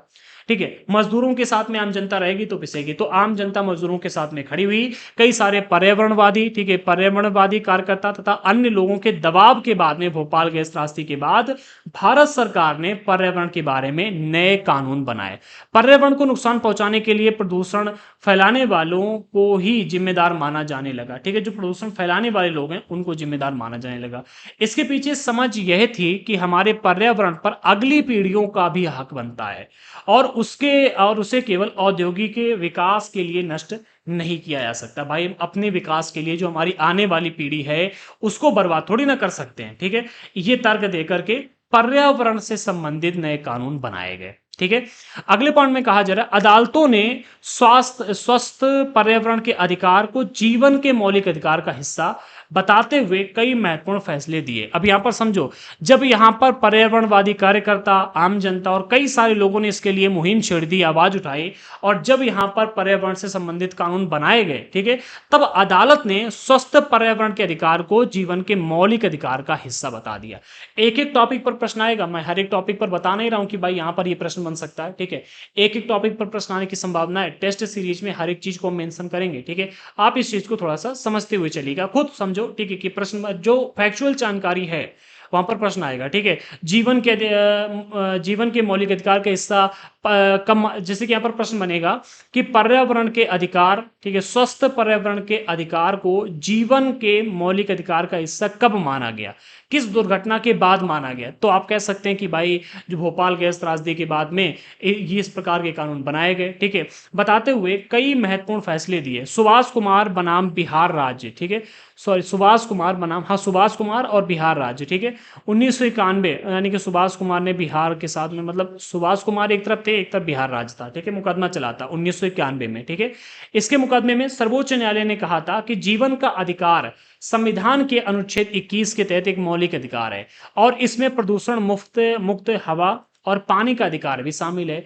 ये सरकार की जिम्मेदारी है कि वे प्रदूषण पर अंकुश लगाने और नदियों को साफ रखने और जो दोषी हैं उन पर भी जुर्माने लगाने के लिए कानून और प्रक्रियाएं तय करें। ठीक है, यहाँ पर हुआ क्या था, पर्यावरणवादी सुभाष कुमार ने एक मुकदमा किया था जो कि बिहार राज्य और उनके सुभाष कुमार के बीच में था। इसमें सर्वोच्च न्यायालय ने फिर आगे चल करके फैसला सुनाया था कि भाई जो ये मतलब पर्यावरण है, ठीक है, पर्यावरण प्रदूषण के ऊपर अंकुश लगाया जाए। ठीक है, क्योंकि स्वस्थ पर्यावरण का अधिकार जीवन के मौलिक अधिकारों का हिस्सा बता दिया गया। ठीक है, और ये यहाँ पर कहा गया कि भाई चूंकि संविधान के अनुच्छेद 21 में कहा गया है कि भाई मतलब जीवन का अधिकार एक मौलिक अधिकार है। ठीक है, तो इससे प्रदूषण मुक्त हवा, ठीक है, और पानी का अधिकार, स्वच्छ पानी, ठीक है, प्रदूषण मुक्त हवा और पानी, पानी भी प्रदूषित नहीं होना चाहिए, हवा भी प्रदूषित नहीं होनी चाहिए, ये सभी को मिलना चाहिए।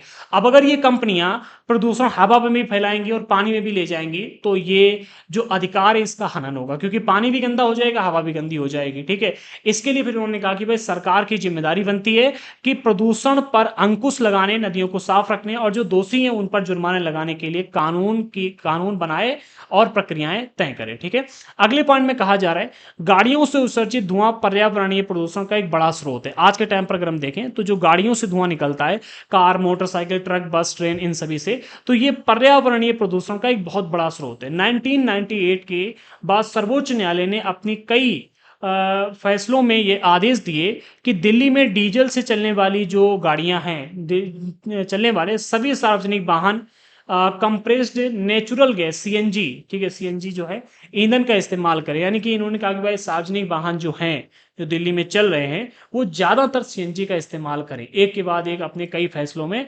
जो सर्वोच्च न्यायालय सुप्रीम कोर्ट है उसने यहाँ पर कहा, ठीक है, कि भाई जो दिल्ली में डीजल से चलने वाली सार्वजनिक वाहन है वो सीएनजी ईंधन का इस्तेमाल करें। इन प्रयासों से दिल्ली जैसे शहरों में वायु प्रदूषण में काफी गिरावट आई है, लेकिन centre for science and environment नई दिल्ली, ये एक संस्था है, ठीक है, इसने इसकी एक ताजा रिपोर्ट में कहा गया है कि हवा में विषैले पदार्थों का स्तर काफी ऊंचा है। ये विषैले पदार्थ पेट्रोल की बजाय डीजल से चलने वाले बसों, कारों के कारण पैदा हो रहे हैं। अब भाई बस हैं, कार हैं, सभी तो सीएनजी के ऊपर मतलब बनाए नहीं जा सकते। भाई जितने सार्वजनिक वाहन थे उनके ऊपर कानून बनाया गया, लेकिन प्राइवेट कानून वाहन सारे के सारे आप सीएनजी पर नहीं लागू कर सकते हो ना। मतलब लोगों की आज़ादी की भी तो बात है। तो यहाँ पर क्या है कि अभी जब तक कानून नहीं आ रहा है तब तक यहाँ पर तो ये चीज़, इस तरह की चीज़ें चलती रहेंगी। और इसके पीछे अगर आप देखोगे एक रीज़न मैं आपको यहाँ पर आपको बता दूँ, दिल्ली में प्रदूषण बढ़ने का एक मुख्य रीज़न मैं आपको बताता हूँ। जब से अरविंद केजरीवाल जी की सरकार बनी है तब से इन्होंने क्या किया, मुफ्त में हर चीज़ बांटना शुरू कर दिया। इससे सरकार का रिवेन्यू जनरेट हो नहीं रहा है, ठीक है, और जब सरकार का रिवेन्यू यहाँ पर जनरेट नहीं हो रहा है बड़े पैमाने पर, तो सरकार नए क्षेत्रों में विकास नहीं कर सकती है। देखो, अगर आप देखो तो सीवेज की व्यवस्था जैसी पहले थी वैसी आज भी है, रोड जैसी पहले बनी हुई थी उन्हीं की मरम्मत करवाई जा रही है, नई नहीं बनाई। जो ब्रिजेस पहले बनी हुई थी, ठीक है, केजरीवाल की सरकार से पहले, वही आज बनी हुई है। इन्होंने स्कूल बढ़िया बनवा दिए, हॉस्पिटल बढ़िया बनवा दिए, ठीक है, मतलब मोहल्ला क्लिनिक खोल दिए, और दफ्तर जो थे, ठीक है, वहां पर थोड़े बहुत काम कर दिया, और इसी के नाम पे कब से वोट मांगते चले हुए आ रहे हैं। इनसे ये भी तो पूछो कि भाई आप विकास के लिए क्या कर रहे हो, हमें मुफ्त में सारी चीज दे दी, वो तो चीज ठीक है, ठीक है, आपने कितनी रोडें बनवाई, पर्यावरण के लिए क्या काम किया। इन्होंने कहा कि 2025 में हम वोट मांगने नहीं आएंगे अगर यमुना नदी का पानी पूर्ण रूप से साफ नहीं होगा, मैं उसमें नहाकर दिखाऊंगा। लेकिन अब वो मुद्दा नहीं आएगा बीच में। क्यों नहीं आएगा? क्योंकि इस समय लोकतंत्र की सुरक्षा की जा रही है, ठीक है। इस समय सड़कें जो वहां पर बनी हुई, जहां पर इतने बड़े पैमाने पर प्रदूषण फैल रहा है, ठीक है, उसका मुद्दा नहीं आएगा, पर्यावरण प्रदूषण का मुद्दा नहीं आएगा। अब मुद्दा आएगा लोकतंत्र को बचाने का, और इसी के नाम पर वोट मांगा जाएगा, आप देखना, ठीक है। तो यहां पर इनसे ये सवाल पूछने चाहिए, ठीक है। आगे बढ़ते हैं। अगला हमारा जो टॉपिक है वो है जन सुविधा के रूप में पर्यावरण। ये भी एक इंपॉर्टेंट टॉपिक है, यहां से भी प्रश्न बनते हैं तो उसको भी समझो। सबसे पहले बिंदु में कहा जा रहा है हाल के वर्षों में न्यायालय ने पर्यावरण से जुड़े मुद्दों पर कई बड़े आदेश दिए। किससे? पर्यावरण से जुड़े हुए जो मुद्दे हैं हाल ही के वर्षों में, अभी के वर्षों में कई सारे आदेश दिए। ऐसे कई आदेशों से लोगों की रोजी रोटी पर भी बहुत बुरा असर पड़ा। मिसाल के तौर पर अदालत ने आदेश दिया कि दिल्ली के रिहायशी इलाकों में काम करने वाले उद्योगों को बंद कर दिया जाए। ऐसे इलाके जहां पर बहुत बड़े पैमाने पर लोग निवास करते हैं, घनी आबादी वाले इलाके जो हैं, ठीक है, या ऐसे इलाके जहां पर प्रदूषण बहुत बढ़ रहा है, ठीक है, यहां पर जो उद्योग हैं इनको बंद कर दिया जाए, उन्हें शहर से बाहर दूसरे इलाकों में भेज दिया जाए, ठीक है। अच्छा, इससे क्या है कि लोगों की रोजी रोटी पर तो असर पड़ेगा, लेकिन लेकिन आप जो आगे चलकर बीमार होने वाले हो, आपकी आगे आने वाली पीढ़ी जो बीमार होने वाली है, उसके लिए क्या करोगे? ठीक है, यहाँ पर एक एक काम करना चाहिए कि भाई पहले यहाँ पर रहने वाले जो लोग हैं उनके लिए कोई व्यवस्था करो कि भाई उनको कोई रोजगार मिले, इसके बाद में इन उद्योगों को बंद करके यहाँ से किसी अन्य स्थान पर स्थापित करो, लेकिन इन उद्योगों को तो यहाँ से हटाना ही होगा। ठीक है, तो यहाँ पर ये फैसले लिए गए। इनमें से कई कारखाने आसपास के वातावरण को प्रदूषित कर रहे हैं। इन कारखानों की गंदगी से यमुना नदी भी प्रदूषित हो रही है, क्योंकि इन कारखानों का नियमों के हिसाब से इन कारखानों को नियमों के हिसाब से नहीं चलाया जा रहा है। अब अगर कारखानों को आप नियमों के हिसाब से नहीं चलाओगे तो कारखाने प्रदूषण तो फैलाएंगे ही। ठीक है, और कारखाने जो मतलब जब नियम को पालन ही नहीं करेंगे, ठीक है, शहर के अंदर है, घनी आबादी में है, ठीक है, तो एक बहुत बड़ी दुर्घटना का इंतजार भी कर रहे हैं। ठीक है, भोपाल गैस त्रासदी ऐसी दुर्घटना का अगर ये नियमों का पालन नहीं करेंगे, ठीक है, और इसी तरह से हर चीज चलती रहेगी तो आज नहीं तो कल यहाँ पर कोई ना कोई बड़ी दुर्घटना होगी ही होगी। ठीक है, तो सुप्रीम कोर्ट ने आदेश दिया है, देखते हैं कब तक क्या होता है। यहाँ पर अगले पॉइंट में कहा जा रहा है कारखानों को बंद हो जाने से बहुत सारे मजदूरों के रोजगार खत्म हो गए, बहुतों को दूर दराज के इलाकों में जाना पड़ा। मतलब कारखाने कुछ तो बंद हो चुके हैं, उनकी यहाँ पर बात की जा रही है। ठीक है, बहुत से लोगों के रोजगार खत्म हो गए, बहुत से लोगों को दूर दराज के इलाकों में जाना पड़ा। उन कारखानों को दोबारा चालू किया गया। ठीक है, जहां उन हाँ मतलब बहुत को दूर दराज के इलाकों में जाना पड़ा, जहां उन कारखानों को, कहने का अर्थ ये कि दिल्ली में जो कारखाने चल रहे थे उन्हीं कारखानों को वहां से हटाकर दूसरी जगह पर चालू किया गया। तो यहाँ पर रहने वाले जो लोग हैं उनको दूर जाकर के वहां पर निवास करना पड़ा और वहां पर काम करना पड़ा। ठीक है, अब प्रदूषण की समस्या इन नए इलाकों में पैदा हो रही है। ठीक है, जहां कारखाने लगेंगे वहां पर प्रदूषण होगा। ठीक है, इलाके प्रदूषित होने लगे। मजदूरों की सुरक्षा संबंधी स्थिति का मुद्दा अभी भी वैसा का वैसा ही है। यहाँ पर जरूरत है अच्छे कानूनों के लाने की। ठीक है, कि भाई पानी जो भी ये छोड़ेंगे उसको ट्रीट करके छोड़ेंगे, प्रदूषित पानी नहीं छोड़ेंगे। ठीक है, एंड जो वायु में प्रदूषण फैलने वाला है उसको भी रोकने के लिए कुछ अन्य कार्य करेंगे, जैसे कि सोलर एनर्जी का उपयोग करेंगे। ठीक है, एंड इसके अलावा सोलर एनर्जी, इलेक्ट्रिक एनर्जी का उपयोग करेंगे। ठीक है, धुआं कम से कम निकालेंगे। पानी जो गंदा निकलने वाला है, ठीक है, उस पानी गंदा ना छोड़ करके उसको ट्रीट करके पानी को साफ करके छोड़ेंगे। इस तरह के कानून बनाने की आवश्यकता ज्यादा है। ठीक है, क्योंकि कंपनियां जहां जाएंगी वहां प्रदूषण फैलाएंगे। ठीक है, अगले पॉइंट में कहा जा रहा है, एक मिनट, अगले पॉइंट में कहा जा रहा है अब चुनौती ऐसे समाधान ढूंढने की है जिसमें स्वच्छ वातावरण का लाभ सभी को मिल सके। इसका एक तरीका यह है कि हम कारखानों में ज्यादा स्वच्छ तकनीकों और प्रक्रियाओं को अपनाने पर जोर दें। अभी तक इस पर जोर नहीं दिया जा रहा था, लेकिन अब समाधान इसका यही है कि आप ज्यादा स्वच्छ तकनीकों और प्रक्रियाओं को अपनाने पर जोर दें। भाई आप यहां पर गंदगी फैला रहे थे, ठीक है, एक व्यक्ति है, हाँ, यहाँ से हटा दिया, यहाँ गया, यहाँ गंदगी फैलाने लगा, यहाँ से हटाओगे यहाँ फैलाने लगेगा, जहाँ जाएगा वहां फैलाएगा। ठीक है, जरूरी है कि व्यक्ति को सुधारो, ना कि गंदगी फैलाने से, उसे व्यक्ति को गंदगी फैलाने से रोको, ना कि व्यक्ति को वहां से भगाओ। ठीक है, समस्या का समाधान ढूंढो। ठीक है, ना कि उस समस्या को या फिर उस व्यक्ति को उखाड़ के फेंक दो। ठीक है, इसके लिए सरकार को चाहिए कि वे कारखानों को प्रोत्साहन और मदद दे। उसे प्रदूषण फैलाने वालों पर जुर्माना करना होगा। ठीक है, जो प्रदूषण फैलाने वाली कंपनियां हैं उनके ऊपर जुर्माना लगाना होगा। इस तरह मजदूरों के रोजगार भी बच जाएंगे और समुदाय व मजदूरों को सुरक्षित पर्यावरण का अधिकार भी मिलेगा। तो यहाँ पर क्या है, जो प्रदूषण फैलाने वाली कंपनी उसके ऊपर जुर्माना लगाओ। ठीक है, कारखानों को प्रोत्साहन दो, लेकिन ज्यादा स्वच्छ तकनीकों और प्रक्रियाओं को अपनाने पर जोर दो। ठीक है, आगे बढ़ते हैं। अगले पॉइंट में कहा जा रहा है विकसित, यहाँ पर एक दो की थोड़ा छोटा सा पैराग्राफ में हमने इंपॉर्टेंट फैक्ट रखा हुआ है, इसको थोड़ा देख ले। विकसित देशों में क्या होता है, तो विकसित देश अपनी विषैली और खतरनाक उद्योग को विकासशील देशों में ले जा रहे हैं। ठीक है, जो विकसित देश हैं, जो विकसित हो चुके हैं, वो क्या कर रहे हैं, अपनी विषैली और खतरनाक उद्योग जो हैं, जिनसे बहुत बड़े पैमाने पर प्रदूषण फैलता है, ठीक है, जो गंदगी फैलाते हैं, जिनसे दुर्घटना होने के खतरे बने रहते हैं, वो ऐसे देशों में ले जाते हैं जो विकास कर रहे हैं। ठीक है, जहां पर उनको सस्ता श्रम मिल जाए, जहां पर कमजोर कानून है, ताकि वे इन देशों के कमजोर कानूनों का फायदा उठा सकें और अपने देश को साफ सुथरा रख सकें, जैसा कि अमेरिका की इस कंपनी ने किया। ठीक है, वहां पर कमजोर कानून सख्त थे तो भारत में आ गए। ठीक है, भारत में कंपनी को चलाने लगे। ठीक है,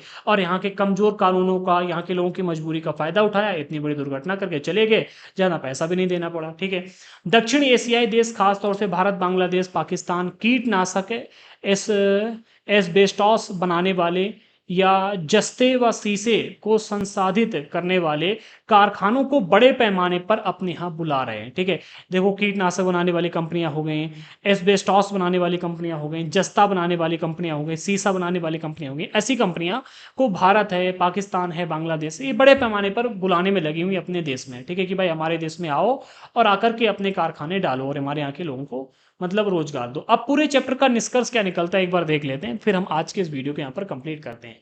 ठीक है, तो निष्कर्ष में सबसे पहले बिंदु में कहा जा रहा है, चाहे बाजार हो, दफ्तर हो या कोई कारखाना हो, बहुत सी स्थितियों में, बहुत सारी स्थितियों में लोगों को गलत तौर तरीकों से बचाने के लिए कानून जरूरी होते हैं। निजी कंपनियां, ठेकेदार व्यवसाय आदि ज्यादा मुनाफा कमाने के चक्कर में गलत हथकंडे अपनाते हैं, जैसा कि हमारे यहाँ पर कई सारी कंपनियां ऑलरेडी कर रही हैं।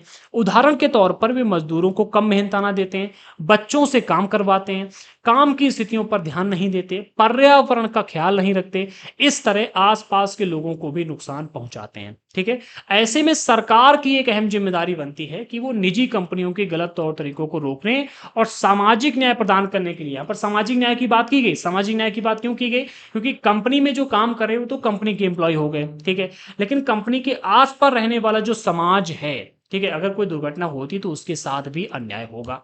तो उसके साथ अन्याय ना हो अर्थात सामाजिक न्याय प्रदान करने के लिए कानून बनाने जरूरी है। ठीक है, और उनको लागू कानून बनाए और लागू करे, ये जरूरी है इन कंपनियों के लिए, मतलब सरकार के लिए। ठीक है, और उन पर निगरानी भी रखे। सरकार के लिए ये सरकार की एक अहम जिम्मेदारी बनती है कि भाई वो इन निजी कंपनियों को रोकने के लिए, इनके गलत हथकंडों को रोकने के लिए कानून बनाए, उनको लागू करे और उनके ऊपर निगरानी रखे। यानी ना सरकार को केवल सही कानून बनाने चाहिए बल्कि उनको लागू भी करना चाहिए। अगर कानून कमजोर होंगे और उनको सही ढंग से लागू नहीं किया जाएगा तो उनसे भारी नुकसान हो सकता है। भोपाल गैस त्रासदी इस बात का एक बहुत जीता जागता सबूत है। ठीक है, आई होप कि आज का ये चैप्टर आपको समझ में आया होगा। मैंने बहुत ही डिटेल में, बहुत मेहनत के साथ में ये वीडियो बनाया है, तो अगर आपको अच्छा लगा हो तो लाइक एंड शेयर कर देना। एंड 9 to 12 की जो क्लासेस आने वाले उसके लिए पूरी तरह से तैयार हो जाइए, क्योंकि मैं पूरी तरह से इस बार तैयार हूं। ठीक है, अगले पॉइंट में कहा जा रहा है, इस दिशा में सरकार की तो जिम्मेदारी बनती ही है, आम लोग भी दबाव डालकर निजी कंपनियों और सरकार दोनों को समाज के हित में काम करने के लिए बाध्य कर सकते हैं। जैसा कि अगर आप देखो, जब भोपाल गैस त्रासदी हुई तो जो आम जनता थी वो जब प्रभावित हुई तो उसने सरकार के ऊपर दबाव डाला कि कानून बनाओ। एक बार तो हम झेल चुके हैं, अगली बार झेलने के लिए तैयार नहीं है। एक बार में आधे मरे, अगली बार में पूरे समाप्त हो जाएंगे। ठीक है, और जब दबाव डाला तो कानून बनाए गए। इसी तरह से हमारी और आपकी जिम्मेदारी यह है कि भाई सरकार के ऊपर दबाव डालकर नए कानून बनवाए जाएं। जैसा कि हमने देखा, पर्यावरण एक ऐसा विषय है जहां लोगों ने जनहित के लिए दबाव डाला है और न्यायालयों ने भी स्वस्थ पर्यावरण के अधिकार को मौलिक अधिकार के रूप में जीवन का अभिन्न अंग माना। क्या कहा जा रहा है? कहा यह जा रहा है कि भाई हमने पहले ही देख लिया, आज के चैप्टर में पहले देख लिया कि पर्यावरण एक ऐसा विषय है जहां लोगों ने जनहित के लिए दबाव डाला और कानून भी बनाए गए। न्यायालय ने भी स्वस्थ पर्यावरण के अधिकार को मौलिक अधिकार का रूप दे दिया। ठीक है, और जीवन का एक अभिन्न अंग भी बना दिया। जब यहां पर आम जनता ने अगुवाई करी, आम जनता आगे बढ़ी, कानून बनवाने के लिए उन्होंने प्रयास किया, तब सरकार और कोर्ट आगे आया और उसने इसके लिए कानून बनाए। इस अध्याय में हमने इस बात पर जोर दिया कि लोगों को इस बात के लिए आवाज उठानी चाहिए कि स्वस्थ वातावरण की सुविधा सबको मिले। इसी तरह अधिकारों यानी काम का अधिकार, सही मेहनताना, मानवोचित स्थितियों का अधिकार, ठीक है, के क्षेत्र में भी अभी हालात काफी खराब है। कहने का अर्थ यहाँ पर मजदूरों के जो अधिकार हैं उनके क्षेत्र में भी अभी हालात बहुत खराब। जैसे कि मजदूरों के साथ में अगर आप देखो तो इनको कम मेहनताना दिया जाता है। ठीक है, यानी काम का अधिकार मिलना चाहिए मजदूरों को। ठीक है, सही मेहनताना दिया जाना चाहिए। मानवोचित यानी कि जो मानव के साथ में उचित व्यवहार, मतलब मानवों के साथ में व्यवहार उचित हो, ऐसे व्यवहार करने चाहिए। जो ये मजदूर लोग होते हैं इनके साथ में व्यवहार उचित नहीं किया जा सकता। इनके साथ इनके मालिक गाली गलौज करके बात करते हैं। ठीक है, इनके साथ में बहुत ही गलत तरीके से व्यवहार करते हैं। ठीक है, रिएक्शन बहुत गलत रहता है। तो कहने का अर्थ है कि मानवोचित कार्य स्थितियों का अधिकार इनको मिलना चाहिए। ठीक है, इसके अलावा हाँ, इसी तरह मजदूर अधिकारों के क्षेत्र में भी अभी हालात काफ़ी खराब है, तो इसके लिए आगे आना होगा। लोगों को इस बात के लिए आवाज़ उठानी चाहिए कि कामगारों के अधिकारों की रक्षा के लिए सख्त कानून बनाए जाएँ ताकि सबको जीवन का अधिकार मिल सके, ठीक है? आई होप कि आज के इस चैप्टर के अभी तक के बिंदु आप समझ गए होंगे, ठीक है? अब चैप्टर में कुछ पॉइंट दिए गए थे जिनका अर्थ यहाँ पर समझ लेते हैं, ठीक है? शब्द संकलन दिया गया है। फिर हम इस चैप्टर एंड आज की इस क्लास 8 के एनसीईआरटी पॉलिटी को कंप्लीट कर देंगे, ठीक है? तो सबसे पहला है उपभोक्ता। सभी जानते हैं जो व्यक्ति बाजार में बेचने के लिए नहीं बल्कि निजी इस्तेमाल के लिए कोई चीज खरीदता है उसे उपभोक्ता कहते हैं, यानी कि कस्टमर, ठीक है? क्या होगा? कस्टमर। कस्टमर को उपभोक्ता कहते हैं। जैसे कि हम आप सभी लोग गए बाजार में कोई प्रोडक्ट खरीदने के लिए तो हम उपभोक्ता हो गए, ठीक है? जो व्यक्ति बाजार में बेचने के लिए नहीं बल्कि निजी इस्तेमाल के लिए कोई चीज खरीदता है। अब व्यापारी लोग जो है वो उपभोक्ता नहीं है, ठीक है? वो व्यापारी कहे जाएंगे। उत्पादक किसे कहते हैं? तो ऐसे व्यक्ति या संसाधन, ऐसे व्यक्ति या संस्थान जो बाजार में बेचने के लिए चीजें बनाता है। कई बार उत्पादक अपने उत्पादन का कुछ हिस्सा निजी इस्तेमाल के लिए भी रख लेते हैं। उदाहरण के लिए किसान हो गए, ठीक है? तो किसान एक उत्पादक है जो सिर्फ चीज को इसलिए नहीं बनाता है कि उसे अपने इस्तेमाल के लिए चीज चाहिए, लेकिन वो इसलिए बनाता है कि बाजार में बेच सके। लेकिन कई बार क्या होता है कि वो अपने पास भी कुछ प्रोडक्ट रख लेते हैं, ठीक है? जैसे किसान हो गए। निवेश, ठीक है? तो भविष्य में उत्पादन बढ़ाने, सुधार के लिए, उत्पादन बढ़ाने या फिर सुधारने के लिए नई मशीनें, मशीनरी या इमारत या प्रशिक्षण पर खर्चा होने वाला पैसा। हाँ, यानी कि निवेश, इन्वेस्टमेंट, ठीक है? सभी लोग जानते हैं कि भाई उत्पादन बढ़ाने के लिए हमें इन्वेस्टमेंट की आवश्यकता होती है। हम नई मशीनें लेकर के आ रहे हैं, नई बिल्डिंग बना रहे हैं, फैक्ट्री बना रहे हैं, ट्रेनिंग दिलवा रहे हैं, ठीक है? तो इसमें जो पैसा खर्च होगा वो निवेश कहलाता है। मजदूरों की यूनियन, इसको भी समझ लो। इसको हम लोग कह सकते हैं कि भाई मजदूरों का एक संगठन, ठीक है? आमतौर पर मजदूर यूनियन कारखानों और दफ्तरों में दिखाई देती है। जो कारखाने होते बड़े बड़े, जो बड़े बड़े जैसे कि मुंबई जैसे इलाकों में, ठीक है? दफ्तर हो गए, यहां पर मजदूर यूनियन दिखाई देती है। लेकिन अन्य किस्म के मजदूरों की भी यूनियनें हो सकती हैं, जैसे घरेलू नौकरों की यूनियन, ठीक है? कि भाई जितने भी घरों में काम करने वाले लोग हैं वो सभी एक यूनियन के साथ में काम करेंगे, ठीक है? कि भाई हमारा इतना पैसा दोगे तभी आएंगे काम करने। यूनियन के नेता को अपने सदस्यों की ओर से मालिकों के साथ सौदेबाजी और बातचीत करते हैं, जो यूनियन के नेता होते हैं वो, ठीक है? इसके अलावा मजदूर यूनियनें यूनियनें वेतन, श्रम नियमावली, नियुक्ति, बर्खास्त बर्खास्तगी और पदोन्नति से संबंधित नियमों, लाभों और कार्यस्थलों, सुरक्षा आदि मुद्दों पर काम करती हैं। कहने का अर्थ ये है, जो मजदूर यूनियनें होती हैं, ठीक है? ये किन किन क्षेत्रों में काम करती हैं? तो सबसे पहला वेतन बढ़वाने के लिए, दूसरा श्रम नियमावली की, काम करने के कुछ नियम होने चाहिए, इतने टाइम तक काम करेंगे, ठीक है? और इस तरह से काम करेंगे। नियुक्ति की, भाई किसकी कहाँ पर नियुक्ति की जाएगी, इसमें भी अपना मतलब योगदान देते हैं, ठीक है? इसके अलावा बर्खास्ती, कि आप इसे बर्खास्त निकाल सकते हैं, नहीं निकाल सकते। पदोन्नति, किसका प्रमोशन होगा, ठीक है? संबंधित नियम, लाभों और कार्यस्थल सुरक्षा आदि मुद्दों पर काम करते हैं। कार्यस्थल की सुरक्षा होनी चाहिए, नहीं होनी चाहिए, मतलब क्या होना चाहिए, इन सभी चीजों पर काम करते हैं ये यूनियन के नेता और यूनियन है, ठीक है? आई होप कि आज का ये चैप्टर आपको समझ में आया होगा। एंड अगर कोई टॉपिक ऐसा रह गया है जो नहीं समझ में आया तो कमेंट बॉक्स में बता देना, ठीक है? हम जब इसका क्वेश्चंस वाला वीडियो लेकर के आएंगे तो उसमें उस टॉपिक को कवर कर देंगे। अगर अभी तक आपने हमारे चैनल को सब्सक्राइब नहीं किया तो भाई इंतजार किस बात का है, कितनी बार कहें, अभी तक कर लो सब्सक्राइब, ठीक है? एंड टेलीग्राम पर जरूर ज्वाइन कर लेना। कई सारे हमने क्लासेस की टेस्ट सीरीज टेलीग्राम पर बिल्कुल फ्री में क्विज के रूप में अवेलेबल करवा दी है। इंस्टाग्राम पर आप फॉलो कर लीजिए, क्योंकि इंस्टाग्राम पर हमारी अगर आप कोई प्रश्न पूछते हैं तो उसका रिप्लाई हम बहुत ही जल्द कर देते हैं, ठीक है? एंड फॉलोअर्स भी बढ़ाओ, ठीक है? सपोर्ट करो इंस्टाग्राम पर भी, ताकि अधिक से अधिक लोग हमसे जुड़ सकें, फ्री में इस कंटेंट का लाभ ले सकें। एंड जिस किसी को नहीं पता है हम बता दें, हमारे दृढ़ संकल्प 2.0 यूट्यूब चैनल पर क्लास 6 से लेकर 12 तक की एनसीईआरटी की क्लासेस फ्री में करवाई जा रही हैं। अभी क्लासेस देखने के लिए चैनल को सब्सक्राइब करो और डिस्क्रिप्शन में दी गई प्लेलिस्ट के माध्यम से आकर के आप लोग क्लासेस देखिए। जैसे किसी को एनसीईआरटी के नोट्स लेने हैं, नोट्स के लिए आप हमें व्हाट्सएप पर मैसेज कर सकते हैं। व्हाट्सएप नंबर ये रहा हमारा 8577885934। एंड इसके अलावा हमने डिस्क्रिप्शन बॉक्स में नोट्स कैसे डाउनलोड किए जाएं इसका एक वीडियो भी दे दिया है। उस वीडियो को देख करके आप एनसीईआरटी के नोट्स परचेस कर सकते हो, ठीक है?